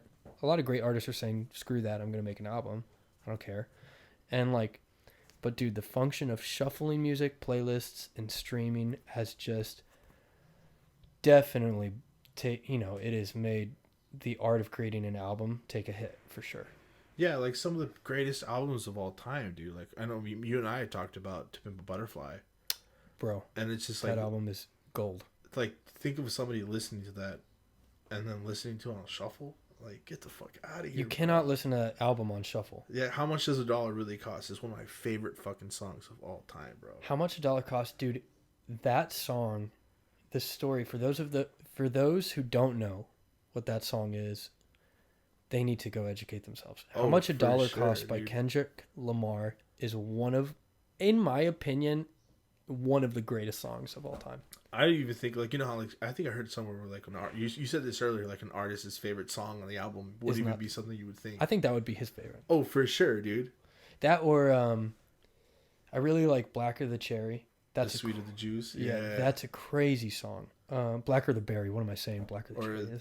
Blacker the Berry is Sweeter the Juice. And that's the lyric, but Blacker the Berry is the name of the song. Right. That is a crazy, crazy song. And what's my other favorite? I haven't listened to that. I like that little almost like a poetry slam. This dick ain't free. Yeah. This dick ain't free. Matter of fact, this 8 inches. Matter of fact, this dick. Yeah, dude. And These Walls, bro. Oh yeah. That's a crazy song. If These Walls Could Talk. If These Walls Could Talk. Ooh. And I just love that he like did this like mock interview with Tupac. Yep. I thought that was the coolest fucking thing. Yeah, bro. I think Kendrick is a visionary, and he is so prolific, and there are so few people that come around in life like him. Oh, for sure. Like he's like a divine presence, dude. in music, like nobody harnesses that like spirit like him, bro. The muse, yeah. It's crazy. To Pimp a Butterfly is unbelievable. And like he got a Pulitzer, or he got the Nobel, what was the big award he got? Pulitzer Prize? Did he get the Pulitzer Prize? I don't know what that is. But I'm sure he won a Grammy for it. Like a bunch of shit. No, he got the Pulitzer Prize. He got the Pulitzer Prize for poetry for the album Damn. Really? It's funny because everybody you bring that up to, they think, why wouldn't he get it for To Pimp a Butterfly? But also, like, that album was so contrarian to culture at the time that they were not rewarding these kind of controversial albums with big recognition like that. Yeah. So really, when they gave it to him for the album Damn, they were really just giving it to him for his whole artistry, you know? But he actually got a Pulitzer Prize for Damn, for poetry. Because I mean, Damn's a pretty good album, but come on, bro. It's Damn's like, fucking crazy, but like comparing it to Pimp a Butterfly, dog, it's like comparing. the thing is, if chickens To to Pimp a dinosaurs. Butterfly wasn't out and he just dropped Damn, everyone would be like, yo, it's crazy. But it's hard for it to stand up against To Pimp a Butterfly. Yeah, it's like comparing chickens to dinosaurs, bro. Like, yeah, they're the same thing, but they ain't the same thing. Well, also like the To Pimp a Butterfly was jazz influenced. It had a lot of for sure. Yeah. boom bap, breakbeat, Harlem style. You're talking 90s influence, like underground sound. Mm-hmm. It's very different. There's a lot of fusion, and he had a talented jazz band really like play that most of that record. And Damn was different, and it came out in a time where he was sampling a lot of political stuff, and very important album to culture. And just I don't know. I have nothing but crazy good things to say about Kendrick. Like, he is a legend. So, like, when it comes to like albums and shit, and does it get you kind of excited about like doing stuff with your own albums and like? Oh yeah. Yeah, because like the new stuff I'm working on is called Shapeshifter, and like it is all about a willingness to change, right? And like the concept of that album is really all about like a willingness to surrender yourself to a course of life that is kind of out of your control, right? And like that's what Shapeshifter is about for me. It's about you actually will probably appreciate it because it's going to tell a story from top to bottom. Okay. With an intro, intermission, with a closer. Heck yeah. It's gonna be crazy. Fuck yeah, dude. I'm excited, bro. Yeah, dog. You gonna sign my copy, dog, or what? Yeah, I got you. Yeah. Yeah, I'll be signing the records every time. Well, the ones out of Brooklyn that I record, the special records, yeah, those will be signed. Right on, man. And I'll leave notes for people. I had a couple fans like buy like 5 of them. No shit. Yeah. Yeah, I have like one of my biggest fans. I'm gonna give her a shout out, Tracy. She is like an angel. This woman loves my music. Okay. And I have a lot of fans on like for someone as small as me, right? Mhm. I'm pretty small, like Right. especially compared to these legends we're talking about. I'm very small, but like I really appreciate my listeners, dude. I don't get it when artists don't appreciate their listeners. It makes no sense to me. Like, I love everybody who streams my music. They are giving me my career. Yeah. They're literally making my dream possible for me. So like every listener, every fan or whatever, I am so thankful for them. And I have had I've had a lot of like really dedicated listeners who are really diehard on my stuff. Mm-hmm. And yeah, I had a couple people reach out and they were like, yo, I bought 5 of these. And I'm like, shit, you should have bought one and just told me and I'd put multiple songs on it or something. Yeah. But like, they spent a couple $100 on a bunch of these records. And I'm like, that's crazy. It's crazy to me. Yeah. Yeah, dude, I feel you, bro. That's just crazy to me, dude. I love everyone who listens to my music. I just am so thankful for them. They give me my career. Yeah. There's no other way to look at it, dude. For sure, bro. There's a lot of artists that like are dismissive of their listeners. Mm-hmm. They don't care. They don't want to be talked to in public. And I get it because I don't get it because like I don't know what it's like to be at that level. Yeah, it's probably a different beast altogether. It's a different beast altogether. And there's a lot of obsessive. It's like Dave Grohl doesn't sign autographs anymore unless it's for charity. Yeah. Like, can you imagine being Dave Grohl, bro? No. Like, fuck, dude, you gotta sign 10,000 fucking. If you're up for it, you're gonna spend 12 hours every day signing autographs for people that want them, Yeah, bro. That's so crazy, man. It's hard for me to understand because like there are a lot of musicians I know, like, so my band, really talented guys, Paul, Leo, Julius, Brian, it's very, very talented guys. And they play with a lot of very notable musicians, and they tell me a lot of stories about what it's like to be on tour with them.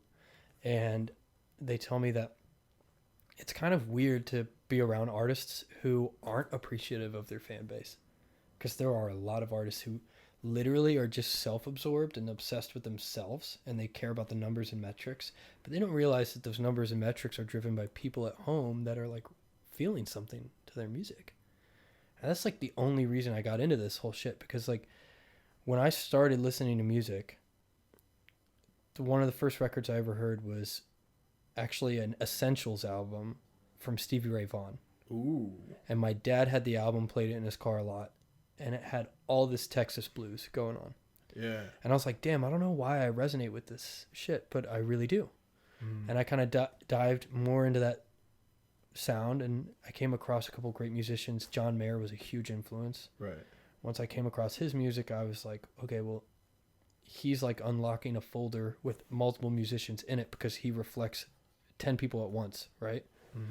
I got really into like all these other artists like him, and I realized like the only thing that makes me want to write music is the fact that people, like, someone is speaking a message so that I can listen in my bedroom and feel understood, you know? Yeah. It's like someone talking to you. It's like a window to their soul. There's this huge gap of like fame and money and, stadiums and like all this crazy shit between you and them. But then you get that song where it's like, hey, I've been through the same or similar pain as you. You're going to be okay. And like, that's why I started writing about this music. That's why I don't write about love, because I'm like, I don't know if my message is good enough to sell that whole thing, but I'd rather write a song that says like, hey, I've been really hurt by this. I've been really hurt by that. And I've grown. And like, if somebody can listen to that in their bedroom and feel understood, then I made my little difference. That's powerful stuff, man. Yeah. It's powerful stuff. Sounds like you found your muse. You ever read the book The Art of War? Or Yeah, The War of Art. Oh, well, I've read The Art of War by Sun Tzu, Right. if that's what you're referring to. No, The Art of War is by Stephen Pressfield. He talks about the professional and the artist, and like the creativity, the blockers that we have, right? Okay. And some people, they have this muse, this divinity almost that kind of comes through them. Their channel, like almost like a funnel, or like a dam, to say like this stream that flows through them that comes from like somewhere else. It has to, right? It has to come from like some divine space that we can't really understand, because it's like this drivenness that kind of comes into us. And it sounds like it's really like taking hold of who you are. And it's kind of like using you. It's a muse. It's almost like... Yeah, you're a medium. You're a medium, bro. You're a medium for... connection. Yeah. But, I mean, people think I'm kind of crazy for thinking this, but, like, I really do think that music is a spiritual thing. Fuck yeah, dude. And musicians are they're just a messenger, right? We are not... And I think that's kind of the problem, is that kind of, like... Some really famous musicians are seen as like these creative gods. Idols, yeah. Idols. And I'm like, they are in their own right, because music wouldn't exist without them, right?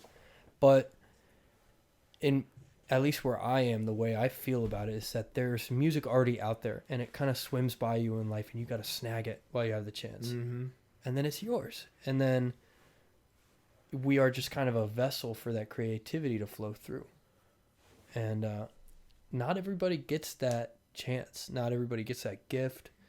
Not everybody has the love for music that it takes to kind of do it. Yeah, almost like a chosenness, being chosen. Sure.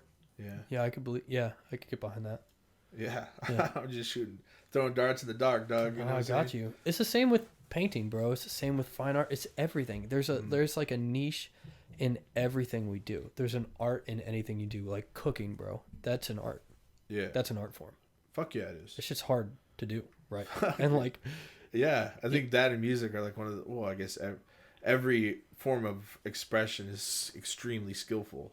Like it requires so much skill to get anywhere with it, right? Yeah. It's like with cooking, you gotta know how to cook a perfect steak. Yeah, I know you can cook your ass off, bro. But like with the guitar, yeah, it's like it takes 10,000 hours to get where you're at with the guitar. Like it takes like just like with painting, like it just takes time. Well, that's what I'm saying. That's why I said earlier, I was like, I feel like you're a spiritual person, because you might not label it like that. But what you're describing is a deep spiritual connection with all things. Yeah. And like your love for something didn't just come out of nowhere, right? There's some reason that you are attached to your love of cooking. You're attached to your love of painting, drawing, fine art, expressionism, right? And or writing playwrights, scripts, or theater, performing. Yeah. Like, those are spiritual things because you don't have control over them, but you love them for some reason that's not really your choice. Right? Yeah, it's weird, dude. Like, it's like with theater, I kind of just have like I'm pretty lucky in terms of like, I'm just pretty good at theater, just right off the bat. I can become really great if I practice and I do it a lot. Yeah. But like, fucking A, dude, when I'm on stage, man, and it's like I don't even feel the audience anymore. I'm like on the scene with my stage partner, and you're like fucking you're that person. Yeah, and you're that in it moment. together too. Yeah, dude. It's That's a really cool thing. I mean, we talk about all this art and kind of experiencing it by yourself, but we don't talk about what it's like to like do it with another person. Mm-hmm. It's like it's a whole different experience to perform alone, to perform solo, as you've been on stage, so you understand. Like, you performing solo a monologue is different than when you're cultivating a moment with another actor, right? And it's the same with my band too. When I'm on stage doing an acoustic show, that's just a monologue, and then when I'm on stage with a band, it's actors, and we're making a scene for people, you know, and that's just a really cool special thing. It's cool, especially when they're good, like really fucking good. And then there's like this, like you have a scene partner with somebody, right? And then you give them something, and then they react to it in a fucking such a brilliant, fucking beautiful way. It gets you pumped, bro. It's like it's just watching them be good at it in the scene. It's like I don't know. It's kind of like fucking. You know what I'm saying? It's like Okay. It's like when you got a good partner, it's fucking 10 times better. No matter how good you are, if someone's fucking a fish, it's just nowhere near the level that it could be when you got somebody with the give and take, this actions and reactions that the theater is. Damn. It's like you got somebody to work off. Like when you're on stage with performing music and shit. If you got somebody that's fucking at your level or more next to you, dude, it's like a driving force, bro. That's like uncomparable to anything else. Yeah, bro. There's just something spiritual about. I mean, I keep saying this word, damn, but like, It's a spiritual kind of day, dog. yeah, bro, it's just crazy. But there is something insane about the fact that we both are just putting our feet up. There's just something crazy about sharing it with musicians. That's why I'm very selective with my band. When I met that, like, I've played with multiple bands. When I met this current band, I knew, like, I fucking knew. We could like argue and disagree and bicker around the music, but the moment the music starts, there's something different in the room. Like, these guys, the whole band, they're all like mostly jazz influenced gospel players. Ooh, cool. Yeah. They play for some really cool people and who are much bigger than me, so I feel very grateful that they're even kind of stepping down from bigger projects to just be a part of my little process, right? Like my bass player, he's done multiple world tours for Lil Wayne. Whoa, that's fucking cool. And like my pianist, he's on tour right now for Cautious Clay, and he's playing for all these other legendary jazz folks, and he plays Cautious Clay. Yeah, and then like some of them play for Kalani, some of them play for Lucky Day, some of them play for these jazz guys that are huge, Christian Scott, some of them, and I'm like, I'm not saying that to say like, you know, whatever, look at my band, look how cool they. I'm saying that to say, look at who they play for, and then the fact that they're down to come down to earth and play with me at my level is just like, I couldn't be more amazed by that. Yeah. You know, like they're willing to do all this crazy stuff, and then they're like also willing to play my music, and I'm like, bro, it's crazy. Their relationship with music is very spiritual. Some of them, like my rhythm guitar player, this guy Leo, I've been friends with him for a long time. He's like a little spiritual guru. Like, bro, he believes in all this stuff, and like when he plays though, dog, like watch out. Watch out. You know, everybody in the room is quiet when he starts playing. Ooh. He's right good. on, dude. Yeah, dog. He's from Brazil. Oh yeah? Yeah. Those Brazilians, dog, don't fuck around. No, they don't fuck around, dude. The music they come up with is crazy in Brazil. Yeah, dude. Yeah, Brazilian jazz music is like, and then they also have this very particular genre that I will never ever pronounce correct, but they have some really, really interesting jazz that comes out of Brazil. Dude, Brazil's gonna be the next superpower, dude. You think so? Fuck yeah, dude. Think about it. The music that comes out of Brazil is stunning. The best jiu-jitsu fighters come out of Brazil. Yeah. The greatest booty cheeks come out of Brazil. You know what I'm saying, dog? Don't fuck around. And they got the what is that? The Mardi Gras, their version of Mardi Gras, Rio. I don't know what it's called. Real, yeah, Carnival. Okay. Yeah, they got Brazil's it's coming up, dog. Yeah, man. I heard they got rocked by COVID. Yeah, probably. So how long are we on the podcast, by the way? We're at an hour and 45 minutes. Shit. Right, dude? Yeah, that goes by. It goes by. It goes by like fucking nothing, man. Yeah, dude, that's quick. Yeah, man. I don't know. Like, you know, I haven't been on a podcast in a while, so I feel like I can't tell if I'm talking too much or not enough, or like if you should be talking more. But it's crazy. Dude, who gives a fuck, dog? I don't think you're talking too much. True. You know what I'm saying? I mean, that's true. I mean, that's what I am here to do. Yeah, we're here to fucking hang out, dude, and record the conversation. Yeah, man. I love music so much. You know, I really do. I'm just I'm in this interesting place right now where I have opportunities coming up that never presented itself before in my life, and I don't know, if I just told myself 5 years ago that this is what I would be doing, I almost wouldn't believe it. Yeah. But it's crazy. Dude, you're a very, very lucky man. Some people live their whole life not knowing what the fuck they like. You know what I'm saying? If you would have came here and told me that fucking running conduit was your life's passion, okay, it's amazing, bro. Yeah. To find something that you're passionate about, dude. Like some people, they live their whole lives, dude, and they work a job they fucking hate. They're with a girl they can't stand. They got kids that disrespect them. They fucking friends don't respect them, dog. It's like, fuck, bro. Is that? I'd rather live on the street with a smile on my face than have $1 billion with a frown, dude, that I can't fix. You know what I'm saying? Yeah, that's crazy. And I've heard this saying, it's very similar to that. It's like, I'd rather be happy in my Toyota than cry in my Ferrari.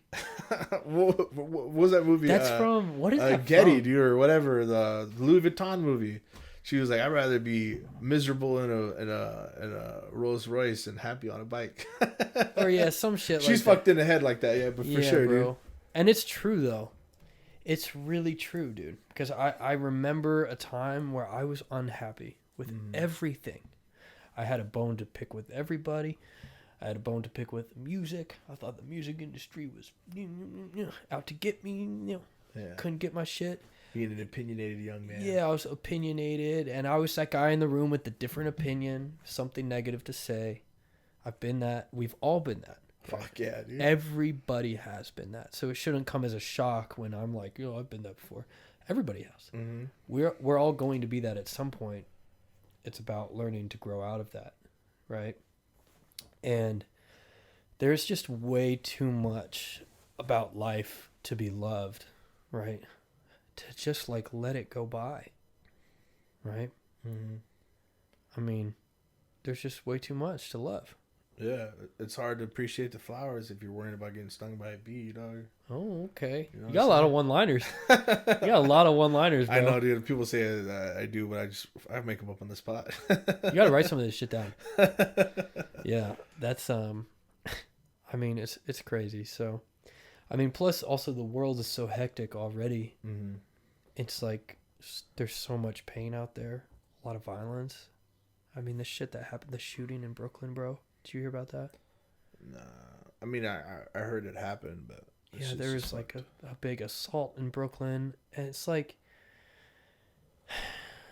there is just so much pain. It's upsetting. It's really upsetting to me sometimes because there's so many people in pain that like need help. Yeah. And need love and need attention, and people that come from broken situations and they never fix themselves. And like, this is one of those things I'll never forget, bro. This is a saying that has like followed me, and I don't really know where it came from, and it's kind of followed me around for a long time. But like, you can be stuck with a shitty situation in your life, and it is not your fault, but it is your responsibility. There are so many things that are not your fault, but are your responsibility. And that's why you listen to Jocko Willink at all? All the time, dude. Yeah, bro. So, like, he talks about extreme ownership, extreme accountability. Mm-hmm. And that's something that really I try to take home. Like, there's a lot of shit that is not my fault, but it is my responsibility. Because if I just wallow away in the self-pity, in the ego, that I can't do anything wrong, that I don't play a part in something negative, right? If I wallow away in that false reality that, like, I can't take ownership of something, that I have the ability to change, then that's a delusion, right? And, like, that, listening to Jocko talk about that stuff is, like, one of the first things that really resonated with me. It clicked. I was like, damn, he's right. There's things in my life that I've blamed on other people. It's not my fault, but it is my responsibility. And I feel like the world, you know, would just change if more people heard that. I feel like you limit your experiences to one time if you take responsibility of them. Yeah. In terms of, like, that's amazing. Yeah. Yeah, I feel like if you take responsibility and you learn the lesson, you're not going to keep having that same mistake over and over and over again, you know? That's amazing, because it's true. If you use your mistakes as a learning process, they do generally happen once. And you're only gonna learn from them if you fucking take responsibility for them. You accept them. Ownership, bro. Ownership, dude. It's like when I was 18 years old, I got a DUI, and I was asleep in the back seat, dude. I wasn't even driving or nothing. I was fucking drunk out of my mind. Damn.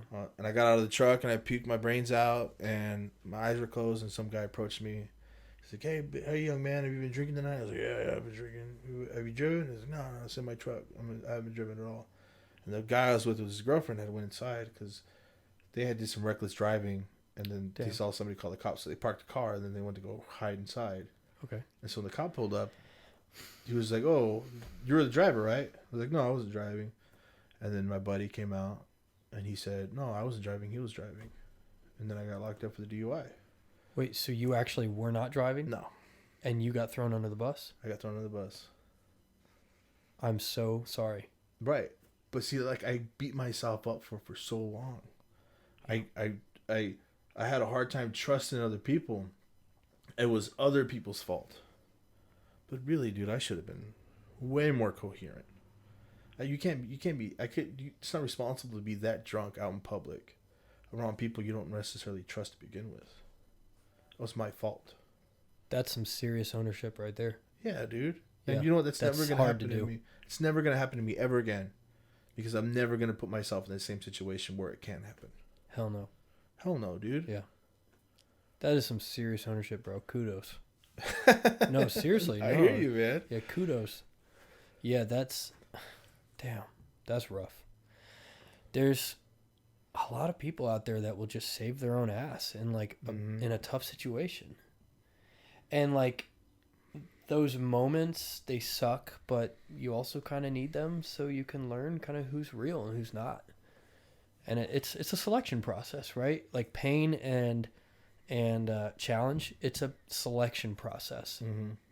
And it can be a selection process for who you want to keep in your life, or what traits of yourself you want to keep and what you want to get rid of, what habits you need to get rid of. Like, it's all about a selection process, and we have to make mistakes like that. Yeah, and we got to look at these. We got to look at these opportunities as not necessarily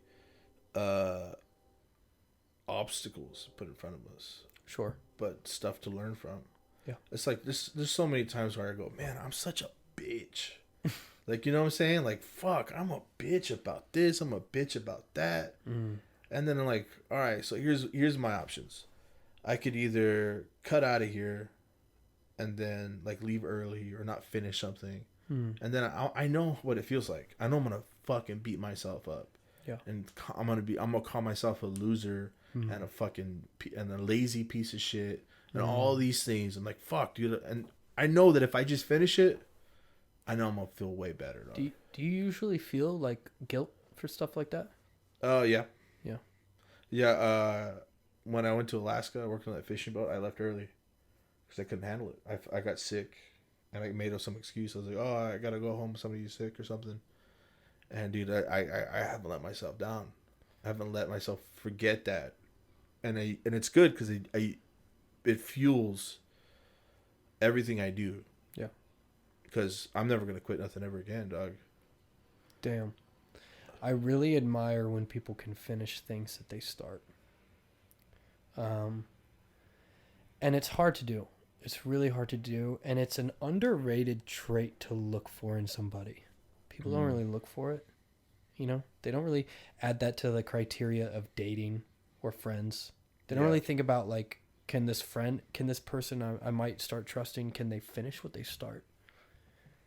And the like crummy reality is a lot of people can't.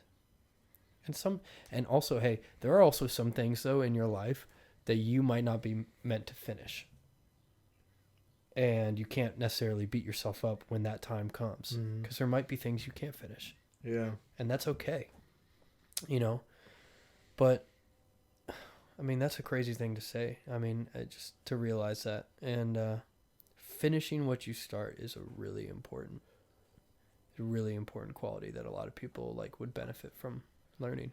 Yeah, I would say I've gotten way more value out of not finishing it, finishing that season in Alaska, than if I would ever finish. Oh, true, because you learn from it. Yeah, dude. Yeah. Like I'm not now. It's like if I do a show, like I'm not gonna walk away from a fucking show, no matter how hard it gets. Yeah. No matter how fucking hard it gets, dude. I'm never gonna walk away from a show or a project or a painting, dude. Like so many times I have a painting and I don't finish it. It's like, fuck, bro. Why can't I just finish it? Yeah, dude. Because if and when you don't finish that stuff, it does you so much more bad than it does good. It's so like quitting things is just it's so detrimental, right? Especially art. When you start something, you start a piece of art, you got to finish it, because like the ebb and flow and the challenge and like the difficulty and the obstacles and the roadblocks make that. They craft that performance, they craft that song, they craft that painting, they make that meal, you know, what have you. They write the script. Like the ebb and flow and the story of the process of creating art is also part of it, right? It's not just the idea and the inception. Now can I execute it? It's the whole process too. Right. It all shows up in the end result. And it also influences all the stuff to come too. Yeah. Yeah. So right. you're telling me there's some mac and cheese or something in town? Yeah, dude. What's that about? We're supposed to go do this thing, hang out with some friends. We'll do that after this, but cool. I wanted to finish on this.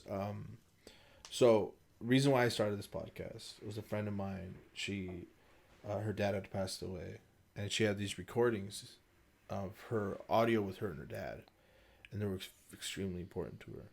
And it was around the time when my aunt passed away, and my aunt was 38, and I realized I didn't have anything of my aunt. You know, like I'd call her phone, and I'd just hear her say, Rosie Gonzalez. And then it would go like, beep. Just that. Yeah. Just that. Fuck. Do you know? Just that's enough. Like, I was on my desk the other day, dude. I was fucking crying, bro. Just thinking about my aunt. Yeah. And I called her number, bro, and it like fucking tore me up. So I like to use this as an opportunity to let people say what they want to be heard in their own voice.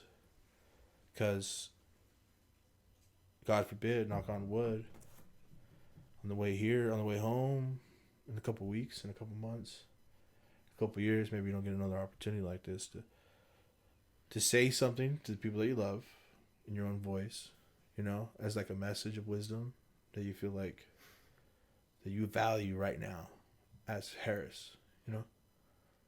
Yeah.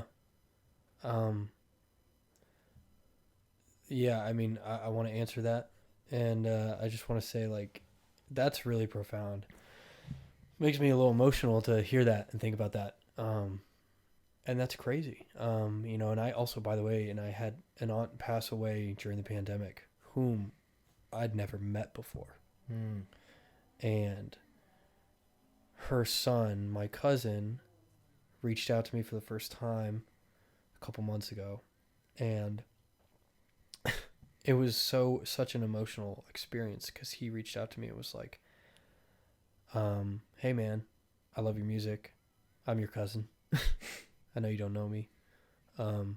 But I just wanted to reach out given everything that's happened. It's crazy. He reached out to me because his mom died. And I heard about it on close to Christmas Eve. And I feel that, bro. There's people that you take for granted that you haven't even met, right? And then they're gone. And you realize you don't get the chance to learn something from that person. Or you just get a voicemail. And that's what you have. And you realize, damn, all we truly have is our relationships with people and the present moment. And that's, you know, and to, I guess, echo your sentiment, like the message I want people to ever, you know, forever always know about me is like, if you're in my life, I'm grateful for you in some way. And like, I'm very grateful for the life I've had and the experiences I've cultivated and the relationships that I've built. And I am already grateful for the experiences I'm going to have, no matter how challenging and painful they could be. And the beautiful experiences that will be positive, I am never going to take them for granted. So, and I'm very grateful that you had me on this podcast today because it also incurs some self-reflection and some introspective thought. And it's really good. It's good for people to hear. It's good for me to say, and it's just good. Good for human nature. Right on, man. Yeah, dog. Well, I'm very grateful for you to come on this podcast. Yeah. I'm also very grateful that I met you, man. Yeah. Yeah. Thank you, bro. Yeah, bro. I like you very much. I think you're a cool cat. And I'm excited for your career. I'm also excited just to see the things that you do. Oh, yeah. Shit. Getting a fucking phone call. Okay, I'm still recording. Fucking right on, dude. Yeah, dude. So I'm very grateful for you. I'm very grateful for you doing this. I'm also like really excited to see the kind of person you're gonna become, man. Yeah. I like the way who you are now. Yeah. Like this divine wisdom that you have and this passion and this view on life. It's very unique. It's very Harris. Thank you. So like I'm interested to see because obviously like we're young men. Yeah. We're 26, 25. Dude, I want to figure it out now so I can enjoy the rest. No, man, that's not the point, dude. The point is to figure things out every fucking 6 minutes for the rest of your life. Because if you have all the answers, then what's the point of the next 65 fucking years if you already have the answers, man? It's true. We're meant to learn till the last minute, man. Yeah. You know what I'm saying? And I will. All right, man. Well, with that being said, yeah. Thank you for coming on. Yeah. Thank you for having me. Of course, man. This has been the I'm Not Emotional podcast. It's like, is there anything you want to plug last minute? Check me out on Spotify, all lowercase, Harris. Harris. Yeah, my new music, Shapeshifter, Liquid Courage. It's out. Check it out. And if you are a new listener, then I welcome you. Right on. And so I got some exciting news. Hank and I will be starting the second episode of the Hank and Javi show. We'll be reading the book Viva Negativa.